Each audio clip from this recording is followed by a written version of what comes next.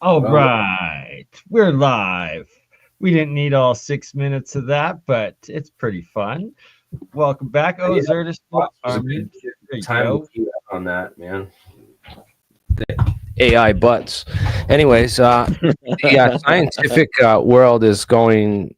The whole archaeology. I'm sure, like the academic and the Flint Dibbles of the world are just pulling their hair out right now with all the attention that this is getting from on the internet from these scientists who've done these radar scans and satellite scans and whatnot, and have been collecting evidence for structures or voids or some kind beneath the Giza plateau, potentially something and much older than the pyramids that the pyramids were built on top of, either to cover over or cover like an or ancient just site. part of a larger functioning system, right? Lots of people having theses that the pyramids themselves are not tombs but have some sort of functionality, and if there are like massive structures or other parts below, could be like the engineering rooms, the like the plumbing, the inner workings of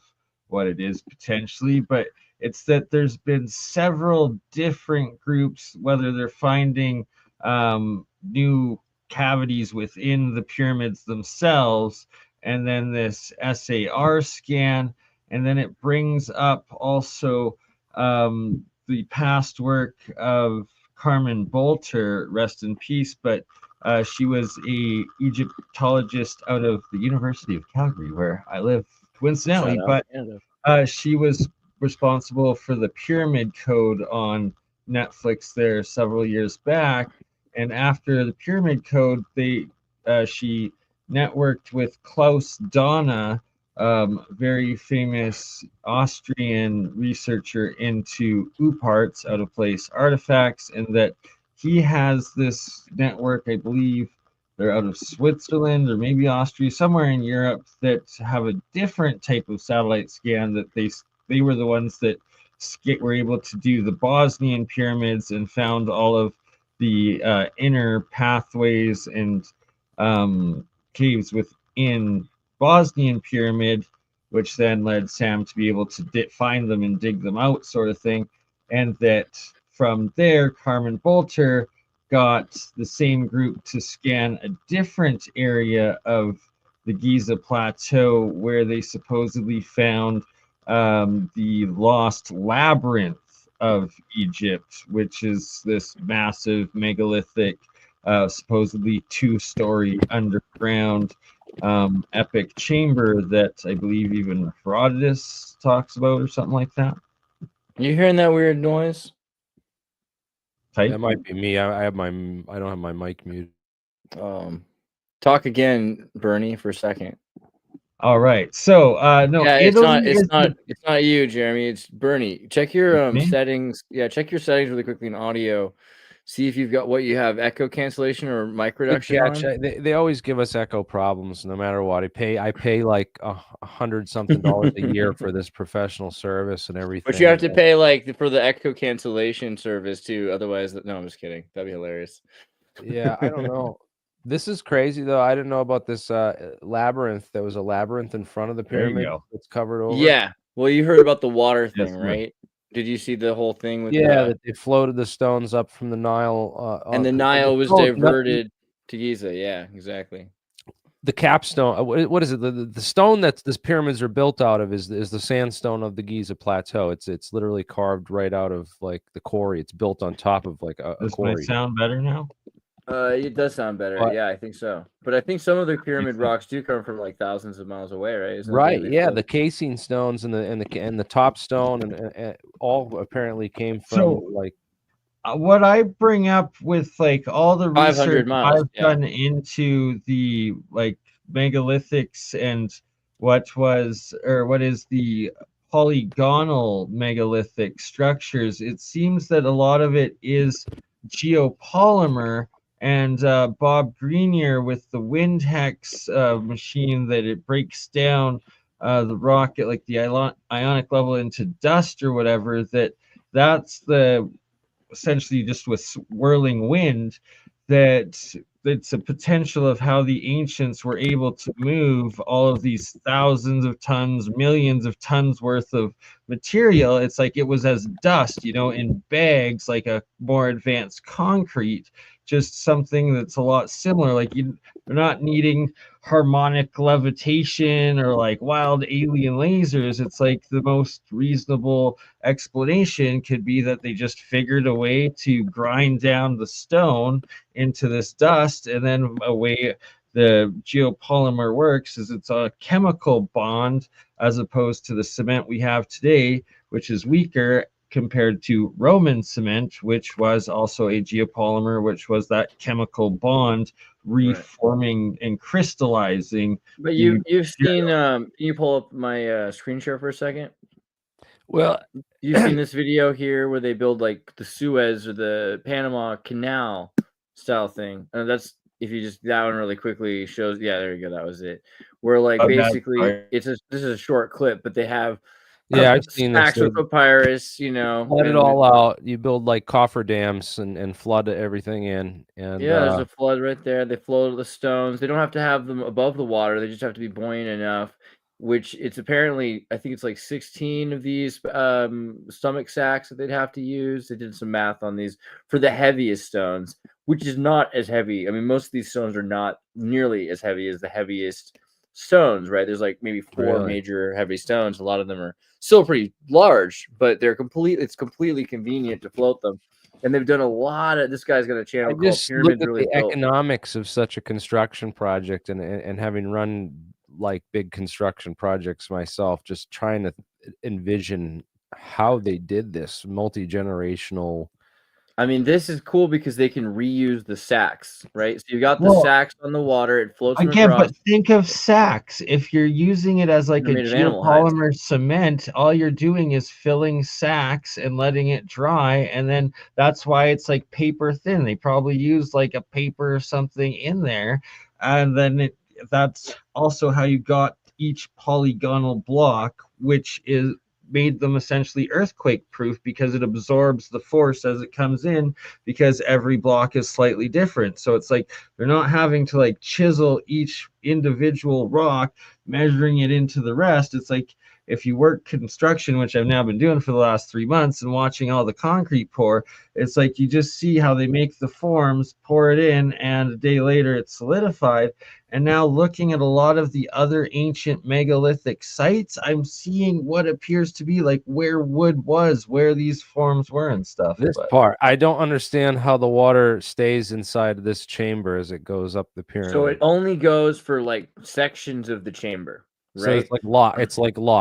Like it's locked up like each floor. So they're not showing it properly right there. Like you need to like cut back, all that water would just flow out. And you'd have extreme pressure. So see, you've got, this is the size of the chambers. Yeah. The water comes in and it comes out and it comes in again, which explains a lot about river flooding, because taking the water from the Nile and then causing this desertification, we always wonder, like, why is it a desert where it used to be a tropical paradise in Egypt? What if the pyramids are literally the reason that most of this area has environmental disaster, right? So to build these coffer dams out of stone and build them watertight,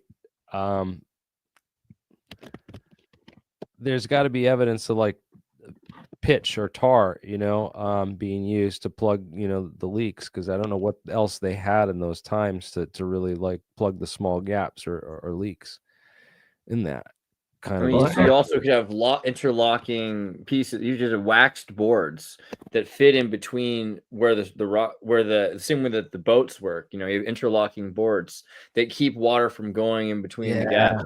And you just push pressure. You basically create pressure chambers where the water pressure is higher. The idea behind this theory is to reduce the amount of labor of the actual construction project. Yeah, because you're able to free float the rock, so you shouldn't have that much weight. For all the coffer dams, you have to build these extreme precision cuts. I mean, that's still a good deal of, And where's the evidence know, of those dams? good deal of work and stuff. So yeah, There are now, that's the thing, ever since this theory that we've been pushing, the idea of being possible, in the last few years, I think it's the last 2 years, they found LiDAR proof of diversion of the Nile towards Giza, and there was literally a cutoff to the Nile where it I dams didn't out. go there. No, that's been on my bucket list for years. I've always wanted to go to Egypt and see the damn pyramids. We are doing it either this year or next. Probably next year because it's still a little bit Give me a turbulent couple there. years, man. I'll do it Yeah. eventually. But I'm Mars trying to- Danger has to be old enough to go into the pyramids with you, right? yeah, I want all the kids to go. That would be great. And Here's the long lost river in Egypt, possibly solving the ancient pyramid mystery, right? So there's been a number of stories that have come out. The 40-mile long river branch, which ran by the iconic Giza pyramid complex, among the others, was hidden under the desert. This is completely off topic, but do you ever think about how like Jews don't really use vowels and Giza and Gaza would be written the same way? Doesn't matter. But the existence of the river would explain that 31 pyramids were built in a chain along the now inhospitable desert strip between the Nile Valley between 4,700 and 3,700 years ago. See that like that 1,000-year thing kind of is interesting because you wouldn't expect it to be like that difficult to figure out when these pyramids were, but we're basically using historical records. People didn't talk about pyramids. All of a sudden they're talking about pyramids. There's nothing in the Bible about pyramids, right? For then instance. again, you know, if you've ever made geopolymers, right? So about geopolymer, dude, mixing up the water glass and ash, man, it takes a lot of, you have to like really stir it, like just to make a small amount. It took a considerable amount of labor for me to just, and it's still pretty easy for people to tell. I mean, the crystallization process doesn't make the stone not obviously geopolymer. So it seems like it's pretty clear that these are cut stones, but I'm not saying it's impossible. Over a period of time, the whole point of the geopolymer is that it becomes a stone solid because of the crystal that's growing in between. And I'd postulate it's probably a combination of like all of the above sort of thing. And right, because there's two kinds of stones at least. Yeah, the like casing the stones and sandstone was probably the ones that were like that. And then yeah, like the basalt more likely probably wasn't geopolymer, right? Like those were massive. Like how did they found them in quarries, right, where they had stopped cutting them, sort of thing. Well, yeah, so it's about 1,000 kilometers away, right? I mean, I mix a concrete. If I mix concrete, I use a concrete tub and a hoe, right, or like a shovel. That's like the easiest way. You tip it on an angle, you pour. You know, I wonder if there was another. I wonder how they made concrete back in the day. And you know, all we have is Vesuvius ash from one of I think it could be a natural accident that's discovered. Right? So like Phoenicians and Greeks, they had great in Mediterranean. They had great accidental concrete because you were in the process of smashing stones and using water to wash away things.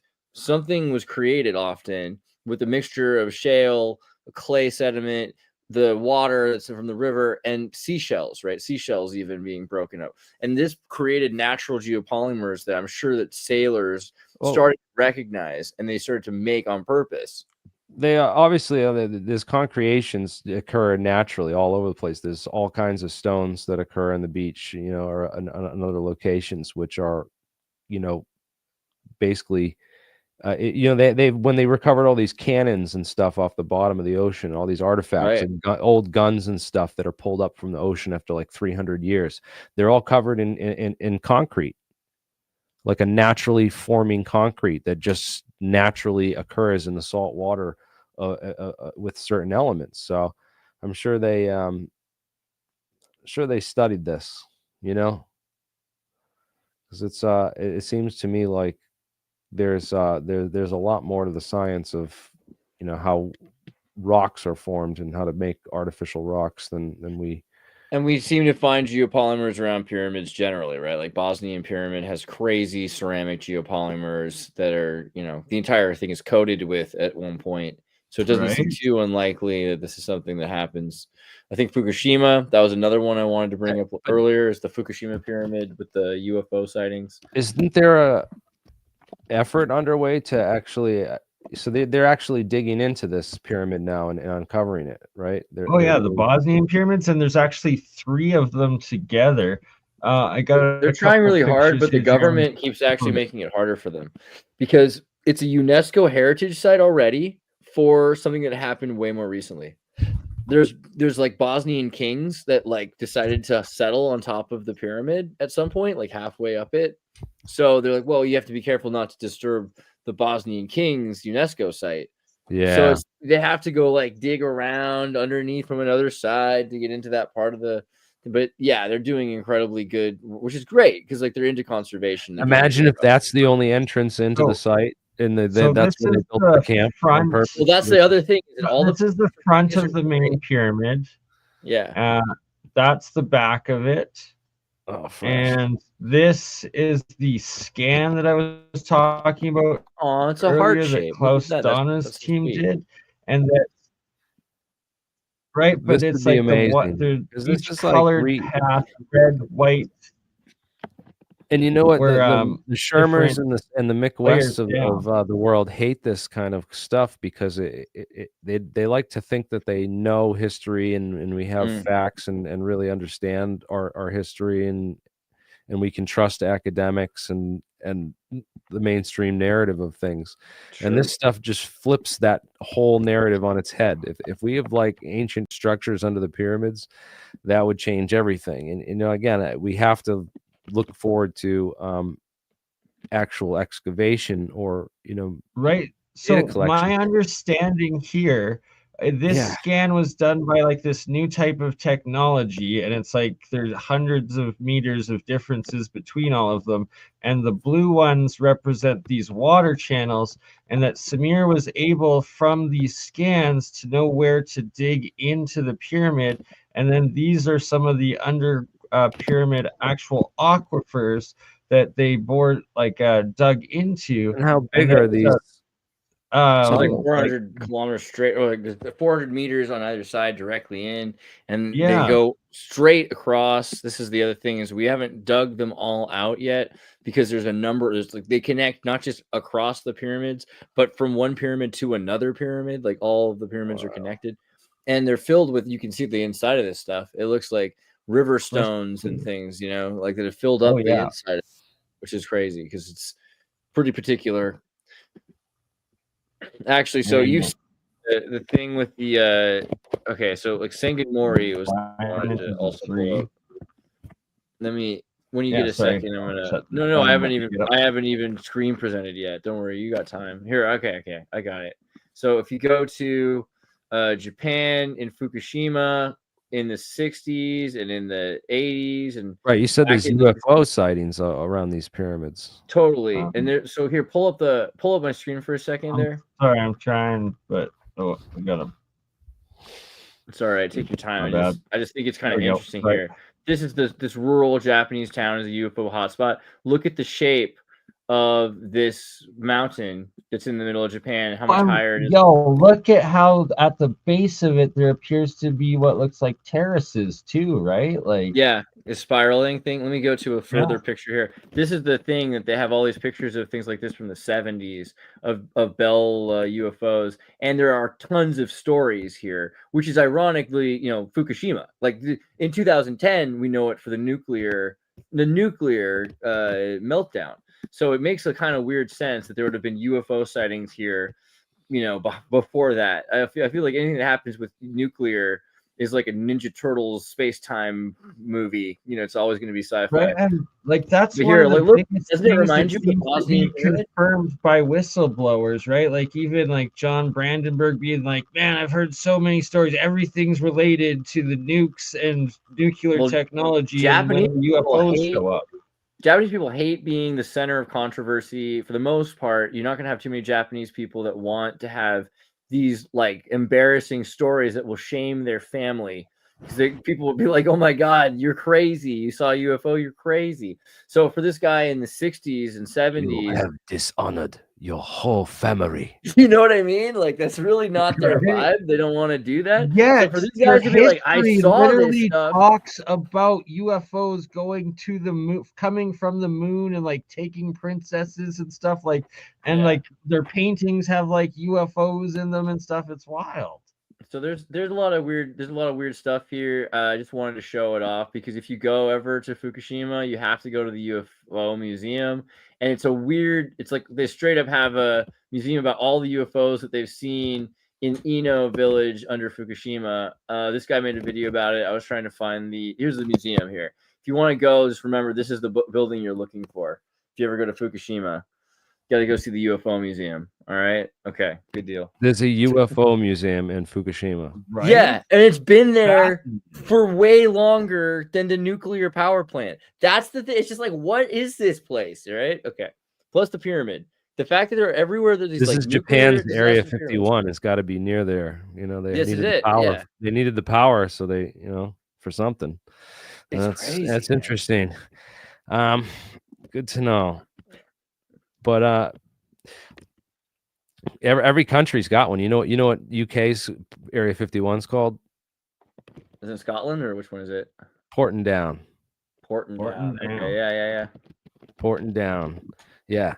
So yeah, there's tons of cool stuff. Let's change gears then into I mean, I'm just excited about all this. I know there's a lot of red tape with the government and actually getting boots on the ground in there to explore and verify through excavation these things that we're seeing on new technology. The new technology is great with the ground penetrating radar and able to see stuff underground with these using different types of waves. And speaking of which, there's a lot of other technology for waves and other cool stuff going on. What was this interview? Did you guys? I haven't finished watching it yet. This just dropped a couple hours ago, about eight hours ago. Start at 9 minutes and 20 seconds and just play like 5 minutes of it, Jeremy. There's some great This one right here, right? Yep. 9 minutes, you said? Yes. 9 to, yeah. Just play from 9 minutes. Play a few of it, and it gets good. All right, let me. I gotta share audio, so let me represent this. There it is. They discuss specifically the patents, and then Sal discloses some information that has not been public before, as he states that he didn't sign an NDA on it, and I think you specifically, Mr. Reese, are going to appreciate it. Awesome. Let's check it out. A great man, a man that shall be remembered by history, for he deserves to be remembered by history. He is a man of great integrity. I was able to present. I went to the blackboard. I would, forget this dry erase board and stuff. To the blackboard, a piece of chalk in my mouth. Yeah, actually, I held it in my mouth for a little while. But anyway, in my hand, I actually went to the blackboard, put down Maxwell's equations, the 4 equations, 4 unknown. So again, heavy side version of Maxwell's equations. And from there, I was able to derive what is understood as the Pais effect. Once he saw. A key fact that he just states is the 4 known Maxwell equations.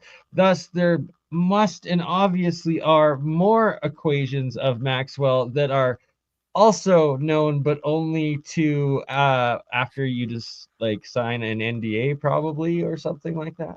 I know from my college education, I did Griffiths and Jeffermenko both. I got both of them for electromagnetism. So if people are familiar with those two textbooks on this is what they teach in the colleges, and they say that the 4 Maxwell's equations, they teach you the differential and the integral form of them. There are 2 different forms. One uses the gradient operators and vector multiplication, like the cross and dot products, right? And the other one uses integrals.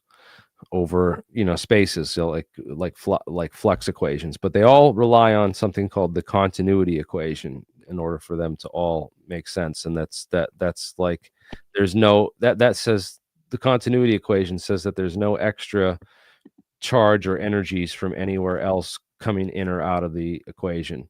It's just the same, the same amount of energy going through the surface on one, the amount of energy that went into a surface on one side is the same amount that's coming in out of that loop on the other side. And it's this J term, which is like a loop integral around the current, where all the current's going through in any of the Maxwell's equations. But obviously, also a lot of people would just point at Maxwell and forget, like, Heaviside did a really important reinterpretation of Maxwell's formulas in like 1870s, and so I think that's also, it could be more that these are Heaviside equations as well. Yeah, but you have to look at the whole, where Maxwell got all this stuff from, because one of the equations of Maxwell's equations is Faraday's law, right? Right. One of them's Ampere's law. So all these guys, John Faraday and Ampere, the French guy, all these dudes were messing around with electricity in the 1700s and figured this shit out first. And they just kind of wrote down their interpretation of this all. And then Maxwell came along and said, well, if we just, kind of say everything's this vector fields, and we use this formalism, the formalism of vector fields, then we kind of get around this problem. And then that led to like tensor, tensor calculus, because it's like, oh, well, there's these things called tensors where each vector is there's a vector at every point in the equation, and it's a different value at every point, right? That's kind of like so that led to a lot of the calculus was essential for like building all this framework, like the understanding the differentials in space and the relation between space and time, because it's relativistic what's going on with the charges, and how moving a charge through space creates a magnetic field just by simply just transporting the charge. It's a relativistic effect. So there's definitely, like he said, it goes back to 1895. Yeah, so this is like understanding Maxwell's equations has gotten us a lot of engineering. We do a lot of our, all our engineers that currently work for all these companies are building stuff with that math. So right? It works. I watched these two AIs discuss Maxwell's equations and free energy the other day, and it blew my mind when they brought up that part of Maxwell's missing equations was that he fully believed in what they called the ether then, and in a couple minutes here, Sal Pius calls it like quantum something, some new technical term, but says they're essentially the same. But the two AIs were saying that the key part of Maxwell's whole system was connecting electric fields and magnetism together through the ether, and that he was using the ether and had equations with the ether. Sorry, kind of choked on my words there, but it's very right. Well, this is also like, it was, everyone kind of took the ether for granted, I feel like, until the 20th century, and then really particularly with the Michelson-Morley experiment, kind of just throwing ether out of the equations and pretending that we just have enough answers with relativity. But that's also led to quantum physics, nanophysics, all these ideas that are saying that physics isn't a unified theory. We cannot have a unified theory of physics without ether. I feel like that's kind of problematic. And what they replaced with dark energy and dark matter. It's all right, because the same thing. Yeah, it's another term for it. All right, I'll shut up, and you want to play a little bit more, Jerry? Well, another thing I'll talk about that is worth mentioning is something called the retarded time. And the retarded time is... I had a retarded time last night. No, I'm just kidding. in the Heaviside Feynman formula, this is like, basically, if you have things moving at the speed of light, how do you plot the field from them, because they're moving so fast. So if you have charges that are moving really, really fast, then it gets really complicated trying to, plot where they actually are, because by the time the signal of what that charge reaches the observer, it's changed position already, So, and that position change and the time it takes for that, it's like we're just seeing the light from the sun 8 minutes ago. So we're on 8-minute retarded time. That's basically how it goes. But anyways, yeah. There we are. Ask you this, but you're just answering it. Keep going. Keep The going. Don't let me stop you. the third arch in the triarchy of sentience. Remember, the first two arches really are based on, let's say, unlimited computing power coupled with vector databases. So we're talking about in such a way that the computer or the AI agent no longer has the ability, or rather restricted ability, to hallucinate. But the third arch culminates in what I think would be the transition from a regular AI agent to possibly an artificial general intelligence agent with adaptive prompt, targeted prompt engineering, quite possibly singularity level could be achieved. But anyway, I'm not going to drive it there. What I will drive it at is, if the AI agent is able to generate an original concept, preferably in physics, then can be experimentally verified, validated against known data. That particular AI agent, in my opinion, has, if not developed, achieved a certain level of sentience. So I do believe AGI at that particular level is considerable. AGI status. So you're not allowed Again, an original physical concept. Oh, You're I not think allowed the video to use jumped ahead of AI it, Jeremy. because you think like China's going to steal the secrets because the AI is learning, or just more because of its can become sentient, or both? He was really getting into, I jumped ahead of time. That's what I did. Yeah, you're right. Okay. Let's go back to this stuff is wild right here. How many years we're on Earth, in the air or in the water? Even as a private citizen, because of E-cubed, I could not answer that. We're not Okay. I here thought I had to a big enough educate question. nor enlighten the enemy. Okay. Ashton, you and I have seen certain papers, have understood certain things. Just because we have not seen levitating craft in some unknown, unforeseen hangar, does not mean we do not understand the physics. Correct?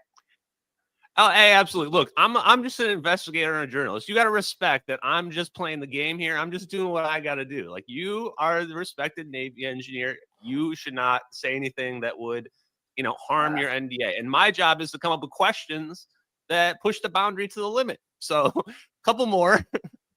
How many years behind the military do you think the public is technologically? Yeah, this was the good question. People right? say, oh, the military's secrets advanced beyond the public.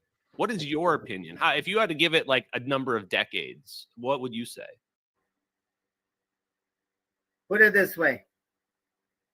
If any enemy out there has some crazy notion to invade, to attack, to come out of the blue sky and do something harmful to us, I would please ask them, for their own sake and that of their mothers, to please do not take such steps. It will be quick. It will be very dirty. And you'll never do it again. Like, well, what? That's exactly pretty much what I expected. Yeah. So let me ask. That's interesting because, the skeptic in me is like saying, well, is there proof of this?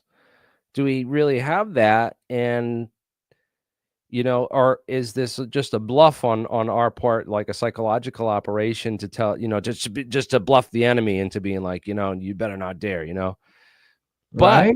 But the body language, he though. also talks about he can't directly say anything about the technologies and stuff, but he kind of drops some hints, because what do they talk about? Like right after this, they get into, he talks about gamma rays and directed energy, right? And Yes, that, my friend, is where we get into real territory. Yeah, look like, yeah.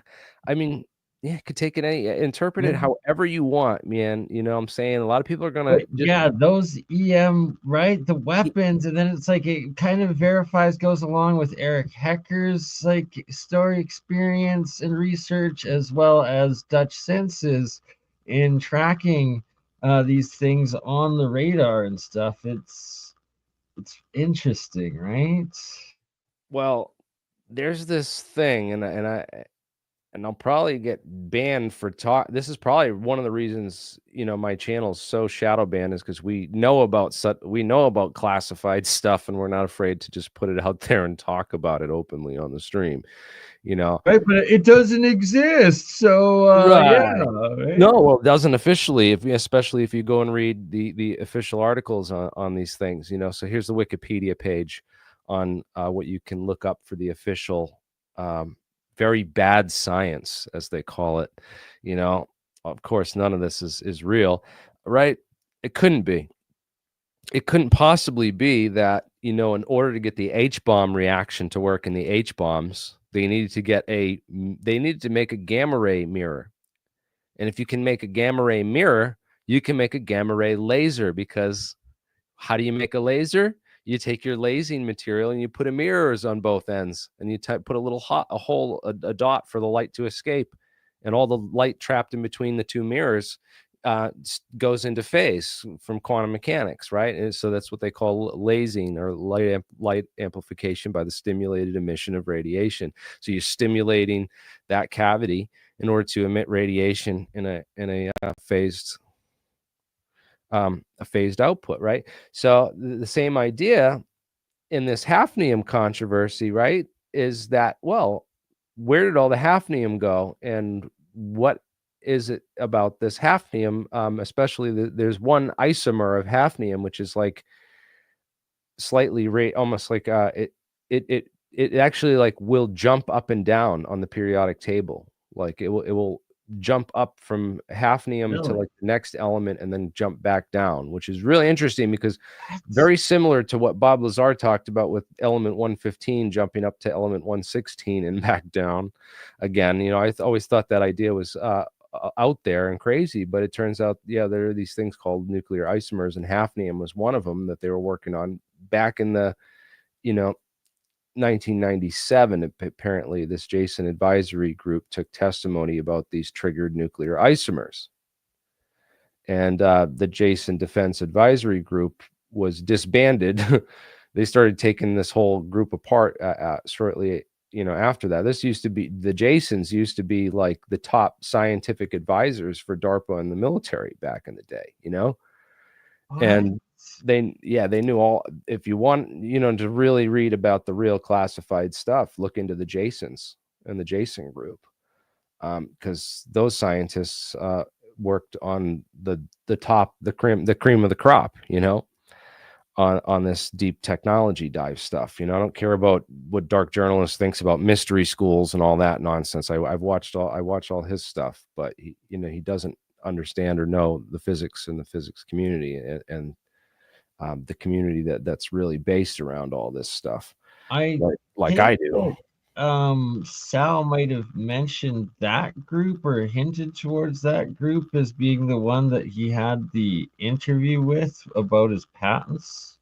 Oh yeah. This is exactly knowing all this stuff behind the scenes. You can connect a lot more dots than Sal would like you to, and then the people that he works for would like you to be able to connect. Because yeah, this is the where these, because a lot of those people are still alive from the Jason group, right? They didn't just they disbanded the whole group, and they lost the federal grant and the funding and all that stuff, right? But those scientists, a lot of them are still alive. They didn't just go away, right? And they just went private. Well, there's a number of them that, like, you wouldn't know about these guys. You know about Hal Puthoff and Eric Davis, and those guys are pretty well out there, and especially now with the whole, they wrote all the DIRD Defense Intelligence Reference documents, the debriefings, you know, for the Air Force that came out in the ATIP disclosures, apparently, right? So all that stuff, it's like we said, that was a controlled leak. That was a controlled leak. That was a controlled, you know, they let a little bit of stuff out of the bag, but not too much. And I don't know if that's to send us and the Chinese and the Russians down a whole rabbit hole, thinking they have. Right. So I suspect and heavily feel that the whole Tic Tac gimbal thing was the exact same, and like then what is that? And probably it is the same technology. If the MH370 thing was it, like if those videos are real and that orbs that technology, that's 10 years later down the road of these same sort of craft drone plasma things. I like it adds a layer of mystery to it for sure. You're muted, Jeremy. Here again is the hafnium controversy article, and you can, you know, read about the Jason group and a lot of that stuff on that, and dig into that a little deeper. But the whole issue with sorry, you had just mentioned this, and now I got thrown off looking at math equations and stuff. This was we were just talking about this, and I want to look this up. Not the Jason's group, not the hafnium controversy thing.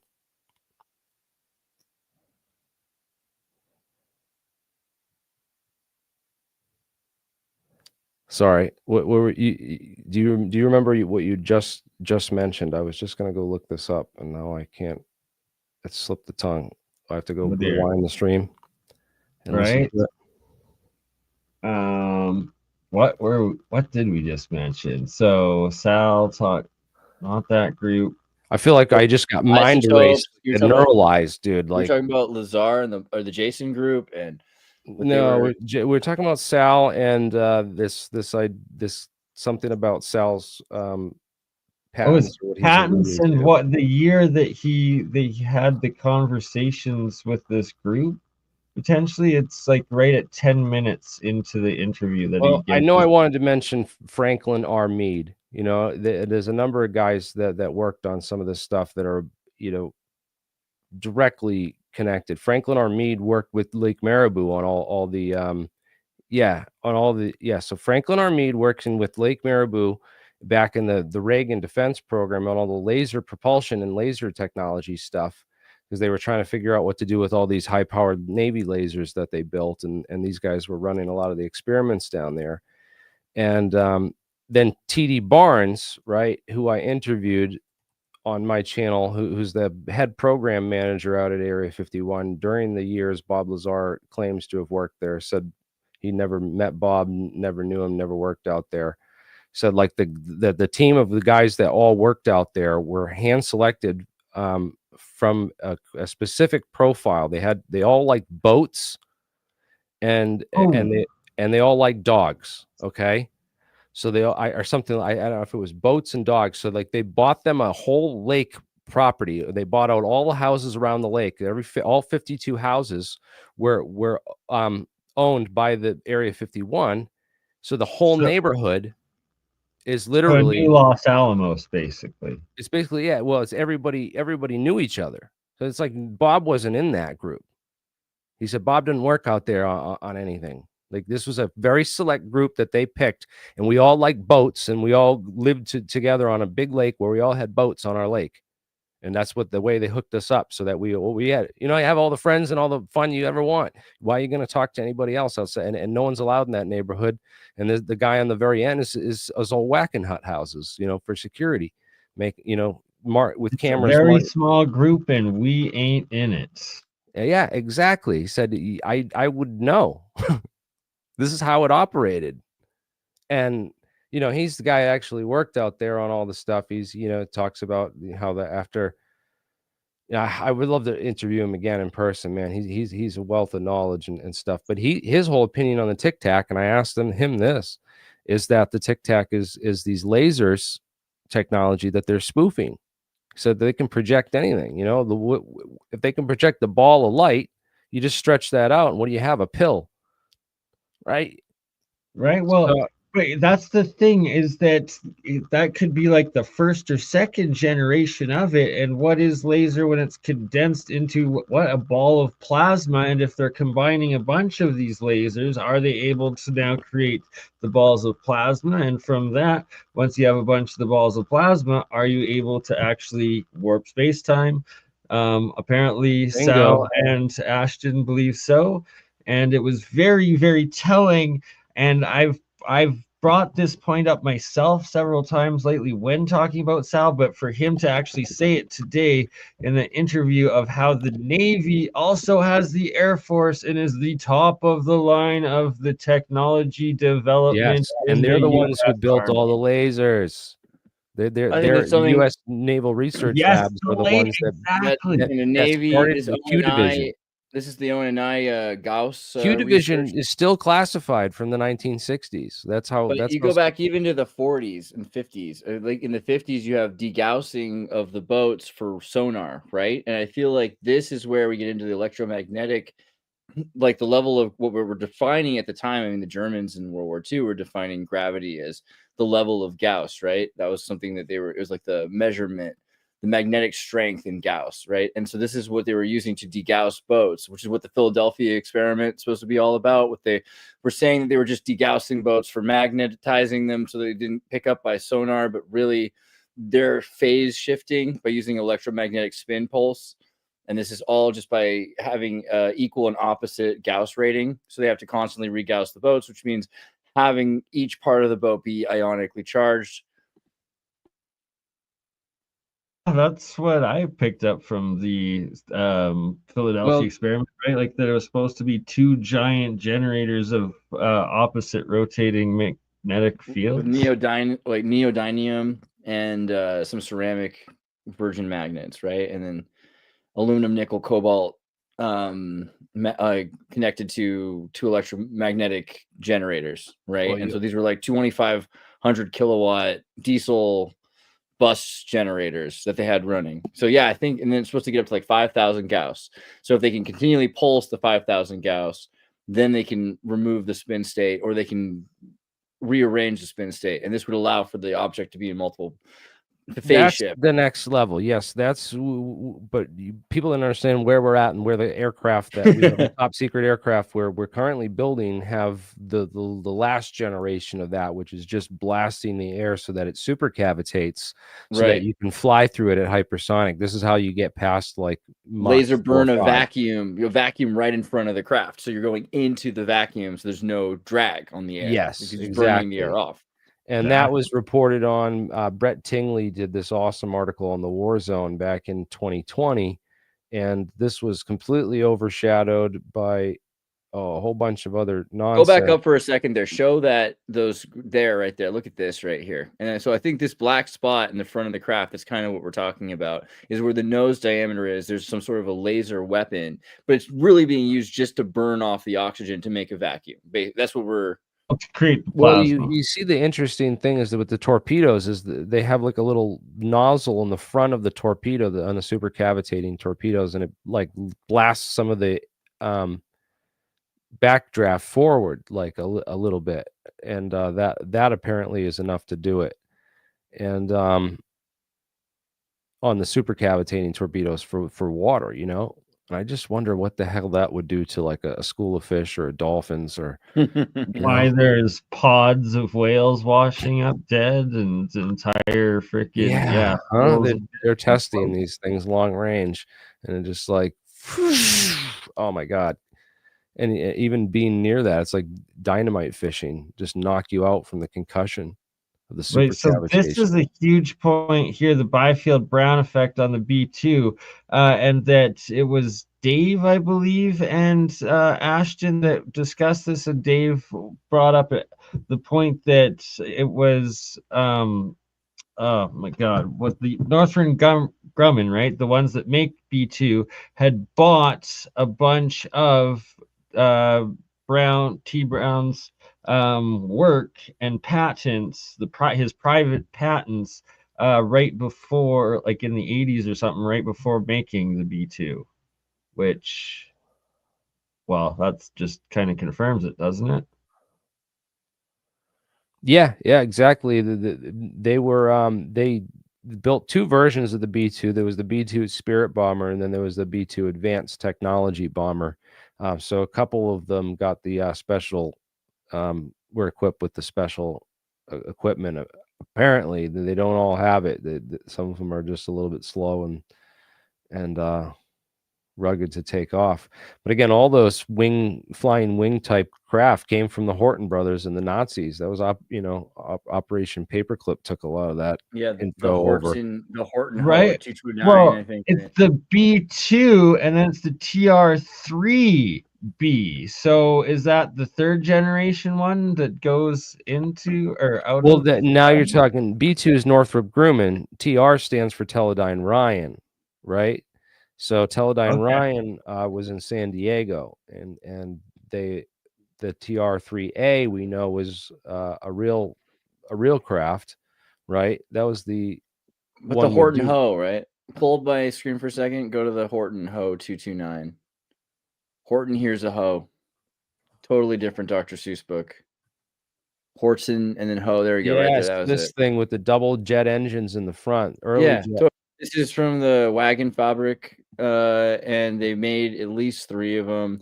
This is definitely where the B2 design comes from. I think there's pretty much no question when you look at the design of the craft. It's just literally they realized that this was a new adaptation with the internal intake jet engine. Right. This was very novel in the 1940s, and that's what they used to break the sound barrier with Chuck Yeager in 47 as well. Right. But they the realized Horton brothers were doing a flying wing in the 30s, and the more you go back, the more it's like occultists in Austria that were like part of the Vril, Hyperborean, like doing seances because they didn't have radio yet, and they were really interested in building a flying wing since like probably the 20s and 30s, right? And so the culmination that actually was used was the Horton Ho, but look at the friggin' wheel on the front of that landing gear. Totally. They must have. There's a reason that was engineered that large, right? Oh yeah, gotta be. Look at where Horton ended up after the war, right? Argentina. Really? Oh, another Argentina. That brings up another point we need to discuss in the year of 2025 disclosure, and that Argentina just released its Nazi files supposedly after talking with Trump about it and claiming the evidence that Adolf Hitler flew to Spain, then took a U-boat to Argentina and lived there till his 70s, where he had 2 daughters that apparently also had children, so that there's actually literal descendants of Adolf running around in Argentina to this day. Oh, my Uncle Adolf lives in the mountains in Argentina. Yeah, there's a whole bunch of German towns down in Argentina. El Boson is where Horton ended up. Let me show you a couple things really quickly. Go back to my page for 1 second, just for 30 seconds. I got the Horton H1. So here's the H1 from 33. Okay, so 1933, and it looks like a paper airplane, but you can see like a glider, right? It's freaking great. It's the 1-wing glider. It can run without an engine. It is a glider, but it also has an engine, which is what's cool about it. Then, if you go on further, the H1B. So the H1B continued on. This is what led to the 229 eventually. But then you look at some of the variants, and then you've got like this is the Argentina 34. Okay, so this was designed in Argentina in El Boson above Bariloche, which is where they have the Atomic Research Center and the they have like a hydroelectric water plant, and they had their first fusion reactor, right? So it looks like another one's mating with it. Jesus. This is from 1930, 1950, 1960, 1957. Is the 37. Now look at the front of it. Remember what you were talking about a minute ago? Yeah. Bingo. There's the nose cone. Right on the front of one of these 1-wing planes. And they continued on. Here's the 38. So these are all Argentina. 41. that metal You spike. can see the Argentina flag on the side of it. We're Man. all in Argentina. Wow, wee wah. Yeah, they made some cool stuff. And so people were always saying, hey, the Nike Pole 9 with the Rotax engine. There's all kinds of places around the world where UFO sightings are huge. And Argentina, El Argentina is one Bosón, of them. one of the biggest ones. And it's interesting because like they have plenty of reason for that. Yeah, and like apparently like the areas where the Germans were well known for out in the mountains is where a lot of the UFO sightings are seen, specifically do one they town where there's like a factory or something. They Yeah, have to and have also with energy. machining. In fact, yeah, how do they get the machining out there to do all this? They must have. So you bring crazy. submarines, you bring stuff to the coast, you bring it through the lakes, and at the lakes, that's the thing. A lot of these sightings are crafts flying out of the lake, out of Lake Pucón and out of Lake Bariloche, right? There's even weird like islands that move around in some of these lakes. What's the Rio Tranquilo? I think is another one. Jeremy. You should have your screen up because you know how to spell these places, and you can give us a tour. And I just gotta say, shout out Angela Merkel as #1 suspect of Hitler's like daughter or granddaughter, because like I completely forgot like when there was the Q rumors. One of the Q rumors was like Angela Merkel is Hitler's daughter or something like that. And it's like, what? Could it be? Is our reality that much of kabuki theater? And like, what? Anyways, I'm sure. Merkel has a property in Paraguay right next to San Bernardino. San Bernardino, Paraguay, I'll pull that up as well, is a place where the Nazis were, and there's no extradition in Paraguay. It's also George Bush and Nestle are their only neighbors, you know what I mean, that have like huge oil reserves. But then there's the Iguazu power plant, the hydroelectric, Itapu Dam. I'll pull all this up in a second. And then El Bosón, Argentina, UFOs. Let me see there really quickly. UFO sightings in Argentina. Boom, right here. So let's just here. Let me just show you. Okay. So first off, this is let me show you the El Bosón. This is where UFOs seem to come out of.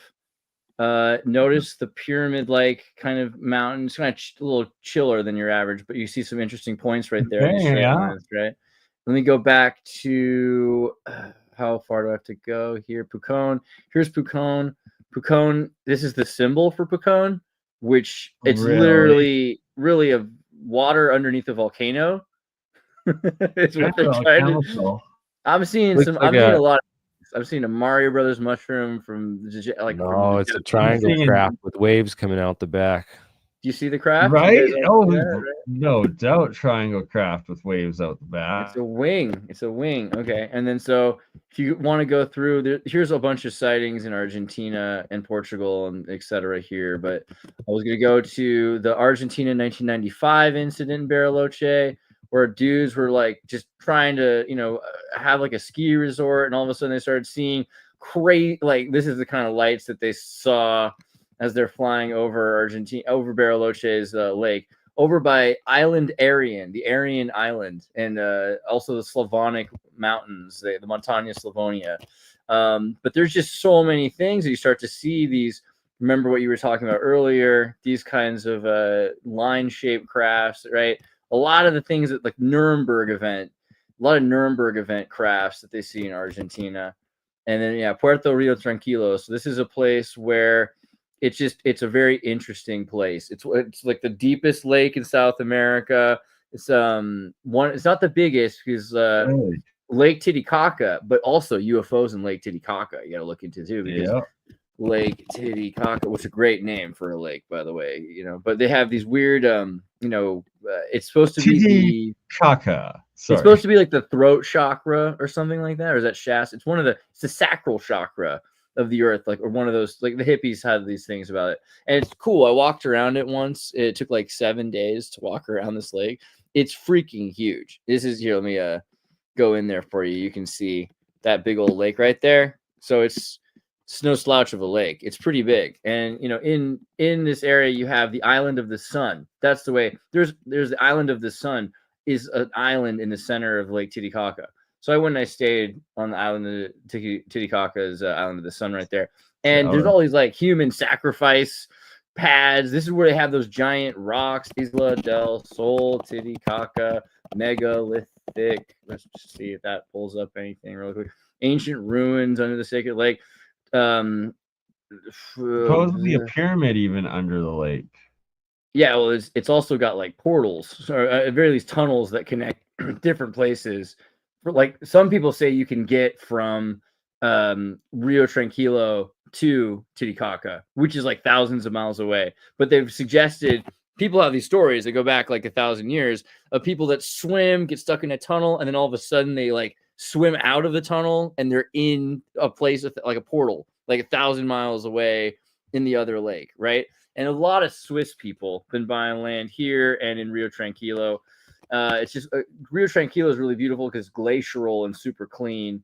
Titicaca is getting cleaner, and you see a lot of like quinoa growing in the hills, but it's still, you know, it looks like a feudal village. There's like peasants that live there all the time, but there's tons of UFO sightings there as well. So, I mean, you know, you could also do the Atacama Desert. The Atacama Desert's kind of like the Roswell, and there's no ozone above Chile, which is weird for a lot of reasons, but it helps with their giant observatories. So they're able to see with a lot less interference, which is really interesting. But, you know, how do you end up without an ozone? It's like some nuclear war happened there thousands of years ago or something. It's crazy. I mean, for a people obsessed with a flying Frisbee disc that looks like a spider. Right? And why have so many, like the UFOs used to always be discs and cigar shape, and now it's like it's always orbs or triangles and supposedly jellies. I don't know about that one, but UFOs over Iguazu Falls. Similar events occurred in 1911, then in 1950s, 1890s.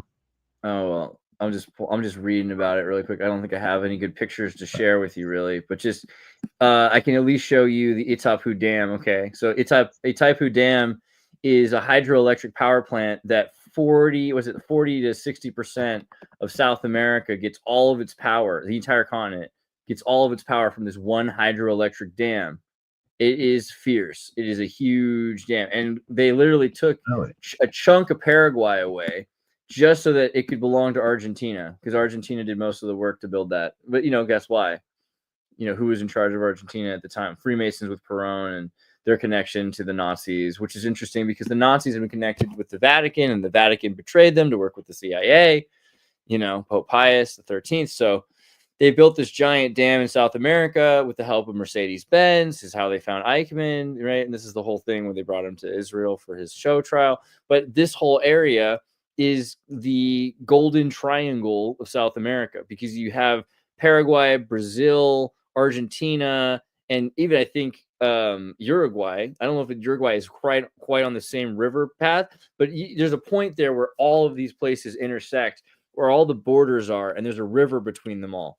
So the river's like out of bounds. There seems to be a thread with you know, people always say, oh well, there's no UFOs anywhere else in the world that we see except for like in the Americas.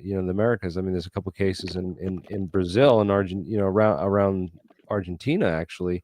Well, then the celestial phenomenon over Nuremberg. So there's just something about places the Germans have been too. Because look at these pictures of the 1560s, and they have, what do they have? They have these balls, and then they have balls that are stretched out into these cigars, and then the cigars are actually shooting balls out of the cigars. It's even more accurate or vivid or detailed than most of the things we're getting from Roswell or from UFO disclosure today, because this is tying all of it together, right? It's crazy. Sure, right? It's like it goes back so far back. Well, I've always told people, like, if you're relying on the government in these hearings to bring you the truth or to tell you the truth, then how's that been working out for you? Yeah, it's not going to work out. That's not going to work out. Those people are freaking clueless. As we saw recently in the JFK hearings, the lady didn't even know Oliver Stone wasn't, you know, Roger Stone. So, you know, yeah, you need new solutions. You can't use the old tactics to solve the problems Trust that were the same Lou tactics that made the Elizondo, problems. the Pentagon, what was it? An information agent special or what? Like department? Like it's so insane that people have faith in government agents and information operation agents. Yeah, it's so revealing that, you know, time after time, it just comes out that all these people who are tasked with investigating the government turn out to be, you know, involved with the cover-ups and stuff. As we've done a lot on the Kennedy assassination, and I've been deep diving this and just absorbing everything I can on it. Also, maybe before we get into that, whatever happened to that Russian spy that was arrested in Florida with the radar kind of, he had a dish kind of gun that was in a backpack type of weapon. He was basically blasting people, Havana syndrome. And they had this car chase. They were going to pull him over, and this guy like ran, and they didn't know why he ran, but he had this backpack with all this stuff in it. Oh, I can't believe this Never ended up seen on the this. news. This is crazy. You never seen this or heard about this? No, No, of There's course a not. that's backpack, crazy. and Wow. he's trying to. We never really get a look at the device, you know, because I've been trying to like FOIA the arrest records or anything. If it's all classified, they won't let you look at this. But this was the guy that was arrested, and he had this. They had this backpack with all, you know, obviously some classified stuff that he wasn't. He was, you know, and they suspect him of targeting Americans. They had the whole 60 Minutes thing on this. You guys check it out. Yeah. Also, we're so a lot of people say that Hitler had to leave Argentina because too many Italian communists and the Catholic Church, so he ended up in Paraguay. So then there is all these stories about Paraguayan UFOs over San Bernardino, and so there's a lot of pictures of UFOs from San Bernardino. And they call them ovnis, OVNIS, right? Here's like another example right over Asuncion. You can see, you know, some of the pictures there. Not incredible, because this is the thing. Like it's really bass backwards in some parts of Paraguay. I mean, it's one of my favorite places in the world, but it's not a place that has like a lot of technology or people that are paying attention to stuff like that. So if they catch like one photo, you're lucky. And for the most part, it's like the CIA and the Peace Corps and the Freemasons are keeping that place going. But yeah, if you look into ovnis in 2009, 2021, there's just all of these pictures of cigar-shaped crafts and of fast-moving lights. And there's a whole thing with the U.S. Space Force investigating in Paraguay and San Bernardino in 2021. You know, there's a lot of different things about that, which I think are interesting, just because Paraguay is where everyone goes to make a deal. If the North Korean dictator wants to drink scotch from any country that's embargoed North Korea from buying scotch, he has to buy it through Paraguay. Paraguay is the wash for, you know, if you want to buy Cuban cigars, or if you want to, you know, any country that's not allowed to do a deal directly through each other, they use Paraguay. And Paraguay is a great moneymaker for the Bush family and people like it. For that reason. So it's the craziest people. There's no extradition out of Paraguay. Another reason why Merkel has her property there. Yeah, I mean, I don't want to blow it up too big because I love that place. But yeah, it's like, yeah, it's Sounds kind of like we need a trip to Paraguay and a private property. Yeah, Yeah, and that's the thing. man. Most of it is private property. That's what's crazy, you know. Like, oh, I remember one time I'm in the middle of Paraguay, in the middle of like the mud and nowhere on a bus, and I drive by a giant warehouse the size of an airport that has hundreds of Hummers and Rolls Royces and fancy cars just coming out of the thing, and they're being brought in and out. And it's like, what is this? Like, there's no roads here. Who wants these fancy? Like, what's even happening? But they're probably Yeah. they bring them through there and they sell them to, like, you know, North Korea again, like places where they're not allowed to buy them. That's usually what it's for. Wow. It's a great place. It really is. They had a war called the Triple Alliance War, where 99% of the population of Paraguay was annihilated, genocided, completely wiped out. And at that time, Paraguay had 99% literacy rating, women and men could vote. It was the Jesuit Republic, right? And so everyone in Paraguay were pretty much intelligent, educated university students, people with interest in astronomy. So if you look into it, it's pretty crazy what happened to Paraguay. And it was just essentially erased, replaced with Alfredo Stroessner's dictatorship that the CIA controlled up until they just cooed him out because they realized he had like 2 sons that were going to take over. One was gay and the other was super into cocaine. I mean, they might have both been both, but you know, like that was the way they thought of them at the time. And then no one really liked that. So the CIA just pushed them out and created their little, the new guy, the new president of Paraguay bought his sister the new guy owned a soda company that took over Coca-Cola's bottling plant called Pulp. So Pulp, just like a Coca-Cola, like syrup company, runs the country. And then he bought the newspaper for his sister. You know, it's genius. It's freaking genius. It's a great place. I mean, we look at the stuff that the CIA's done. It's just remarkably genius. I was looking into Michael Schellenberger, you know, recently because you know something about that guy just never doesn't pass like the it sniff test. You know what I mean? No. He looks like a character from Planet of the Apes. I know Roseanne got in trouble for saying that, but I think it's still true. No, but this guy literally, if you don't know who he is, he works as this media guy who's anti-censorship apparently, and which is a joke. I met him a couple of times at Timcast. He is from California in like he's like from San Francisco, right? Yeah. You've met him at Timcast, huh? Yeah. He like ran this whole hearing, the last UFO hearing with Jeremy Corbell. It was like him and Jeremy Corbell. And then Jeremy Corbell's even accusing him of being an agent. Oh my! What? Which is like if Corbell accuses you of being an agent, then you gotta have problems. Yikes. But yeah. So Michael Schellenberger apparently he went to UCSC. He went to University of California, Santa Cruz. His father was CIA. You know that? Surprise! Surprise! Amazing. Daddy Crazy. CIA. You know, there's a lot of these career CIA people that have children who they change the last name, and then they end up in media. But this guy has. And I don't hate. I'm not saying I hate him or anything like that. By the way, Say yes to an interview and secretly invite Jeremy. Yes, get him on, man. I would love to, know more about this guy, but it doesn't tell any, about his personal life. It doesn't tell, it doesn't say anything about his father on here on the Wikipedia article, which is, very suspicious. But you look into it and who his dad is. He's CIA.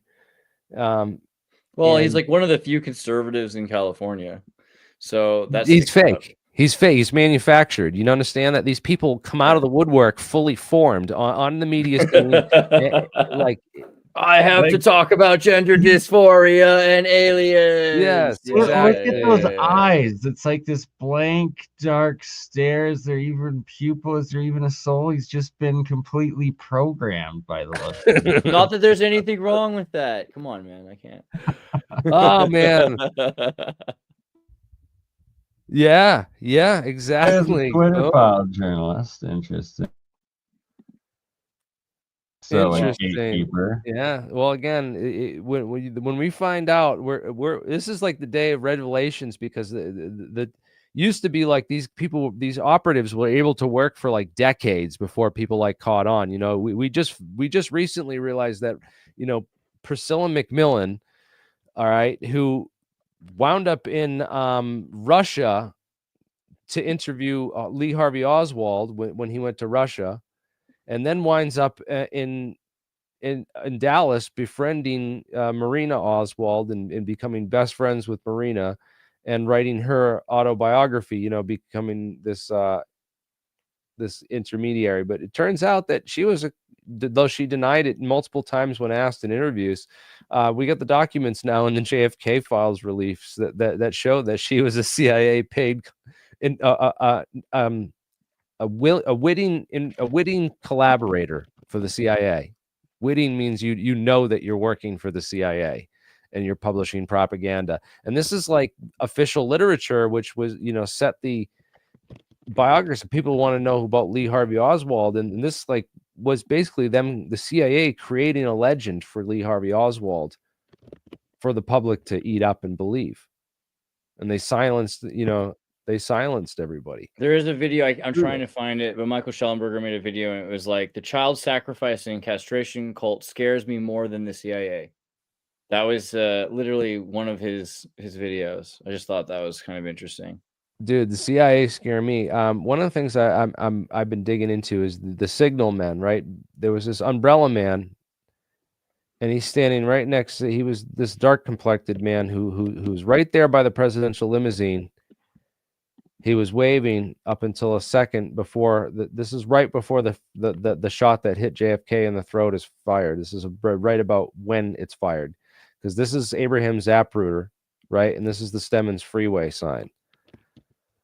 So we know from the Zapruder film that as soon as they emerge from behind the Stemmons Freeway sign, we can see the edge of the umbrella man's umbrella and this man. And these two characters are extremely suspicious, as are the three yellow markings where the shots, there are 3 yellow markings on the curb painted the night before the assassination. Beverly Oliver was standing right on top the of kill one zone. and They got literally painted the kill zone on. They literally painted it for the timing of the shots.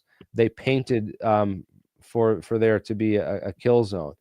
And this guy sits down immediately after the motorcade goes by and the shots were fired. This guy just sits down and he's fiddling with something. Look at, he's not just sitting down. He's sitting down and fiddling with both arms behind his back in this photo. I don't know if you can see that, but he's got both of his arms behind his back, fiddling with something behind his back, tucked into his back.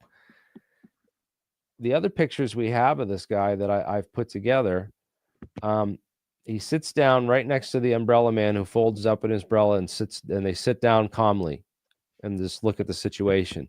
This guy's looking over towards the grassy knoll. This guy's looking at all the cops and everyone coming up on Houston and Elm Street, following the motorcade, right?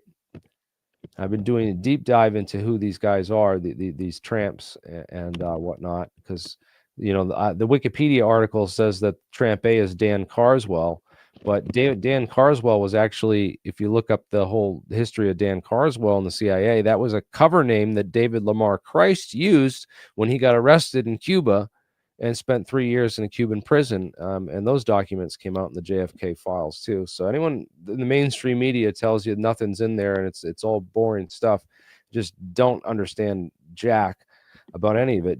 But you can see that the pictures in those documents of David Lamar Christ, and it's clearly not this Tramp A fellow. And plus, this guy just got arrested in Cuba. His wife and kids were like freaking out the entire time he was gone, and he just got reunited with them in, I think, like September of 1963. He was in prison from like 1960 to 1963 in Cuba. And so I doubt that he would be just going to the assassination of President Kennedy, because Kennedy had nothing to do with his arrest or the Cuban, and he just got reunited with his family, according to all these documents. So there's no way that this guy is going to go and be involved in the Kennedy assassination, 2 months after being reunited with his family after just serving 3 years in a Cuban prison for, committing crimes for the CIA. It just doesn't match up, doesn't jive. And it's not him. It's clearly not him. Look at the little slits for eyes. It's not this guy. And plus, David Christ was 6'1", and this guy's clearly the short tramp. He's probably like 5'8", 5'9". So again, Tramp A, and this man is apparently Chauncey Holt, who this stunning confession came out 4 months ago. It's got 3 million views already on Documentary Central. Just started watching it. And Judith Van Baker, right? Very Baker. She, first off, she got to read her book, because Danny didn't read her book, man. And he should have really done that interview a lot differently. It didn't jive right. But yeah, Judith Very Baker was working with David Ferry, apparently in New Orleans, working on cancer formulas, fast acting cancer, injections for the CIA.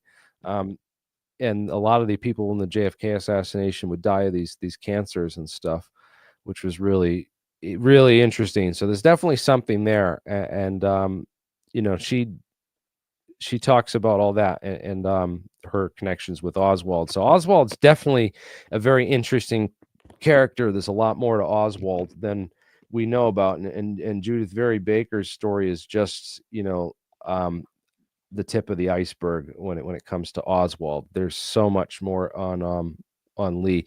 So Judith Very Baker, of course, was Oswald's girlfriend when he was in New Orleans, and while, you know, Oswald is in New Orleans, he's working with Ferry and in Guy Bannister's office. Guy Bannister is the FBI agent who created the X-Files.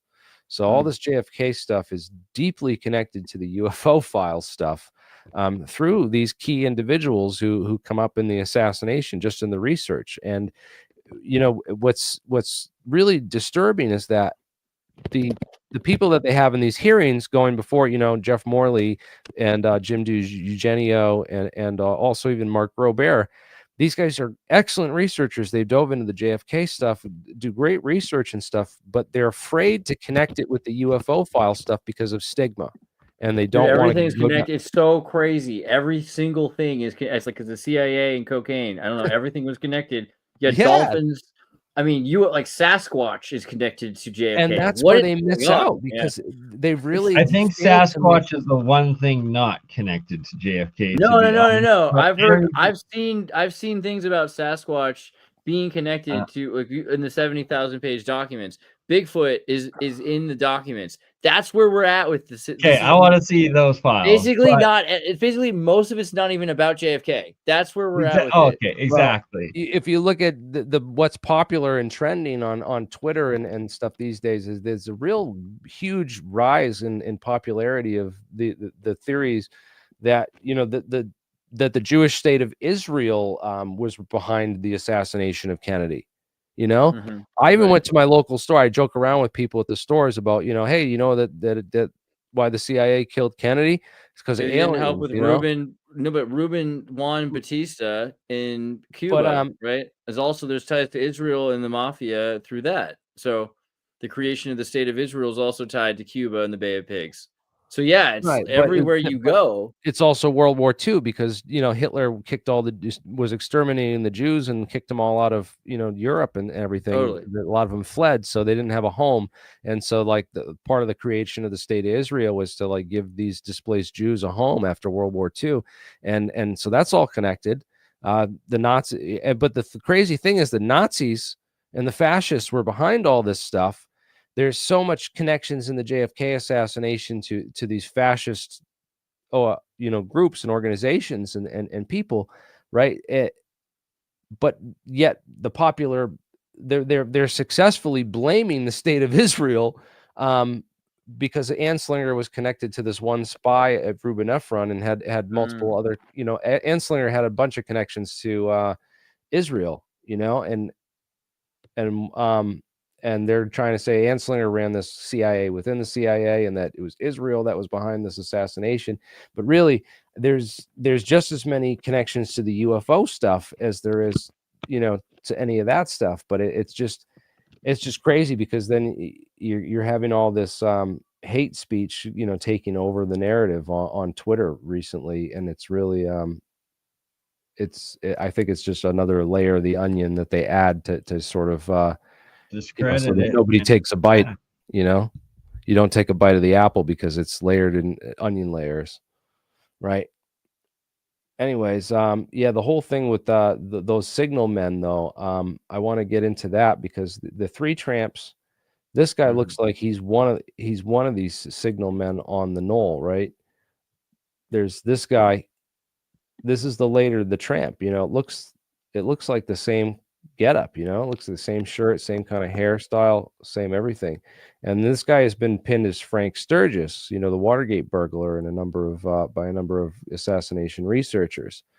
But he's next to this dark complected man who immediately after the assassination, he's looking towards them. They both sit down. They were both standing up, and then as soon as the president's dead, they sit down. That's the signal to get back off and get out of there. And this guy's radioing to somebody, because remember when he sat down before in that other picture, you saw him fiddling with something behind his back. Immediately after the assassination, he's fiddling with something behind his back. And then he pulls out this device. It looks like a walkie-talkie. And he's looking towards the knoll on the walkie-talkie, which is, you know, always been super curious about who this umbrella man and this guy walking right up to Kennedy's car, waving at him as he goes by. And then, so a number of researchers have think that this man, the dark complected Cuban man, was a guy named Felipe Vidal Santiago. And as you can see at that nose, you know, it really does look like it could be him.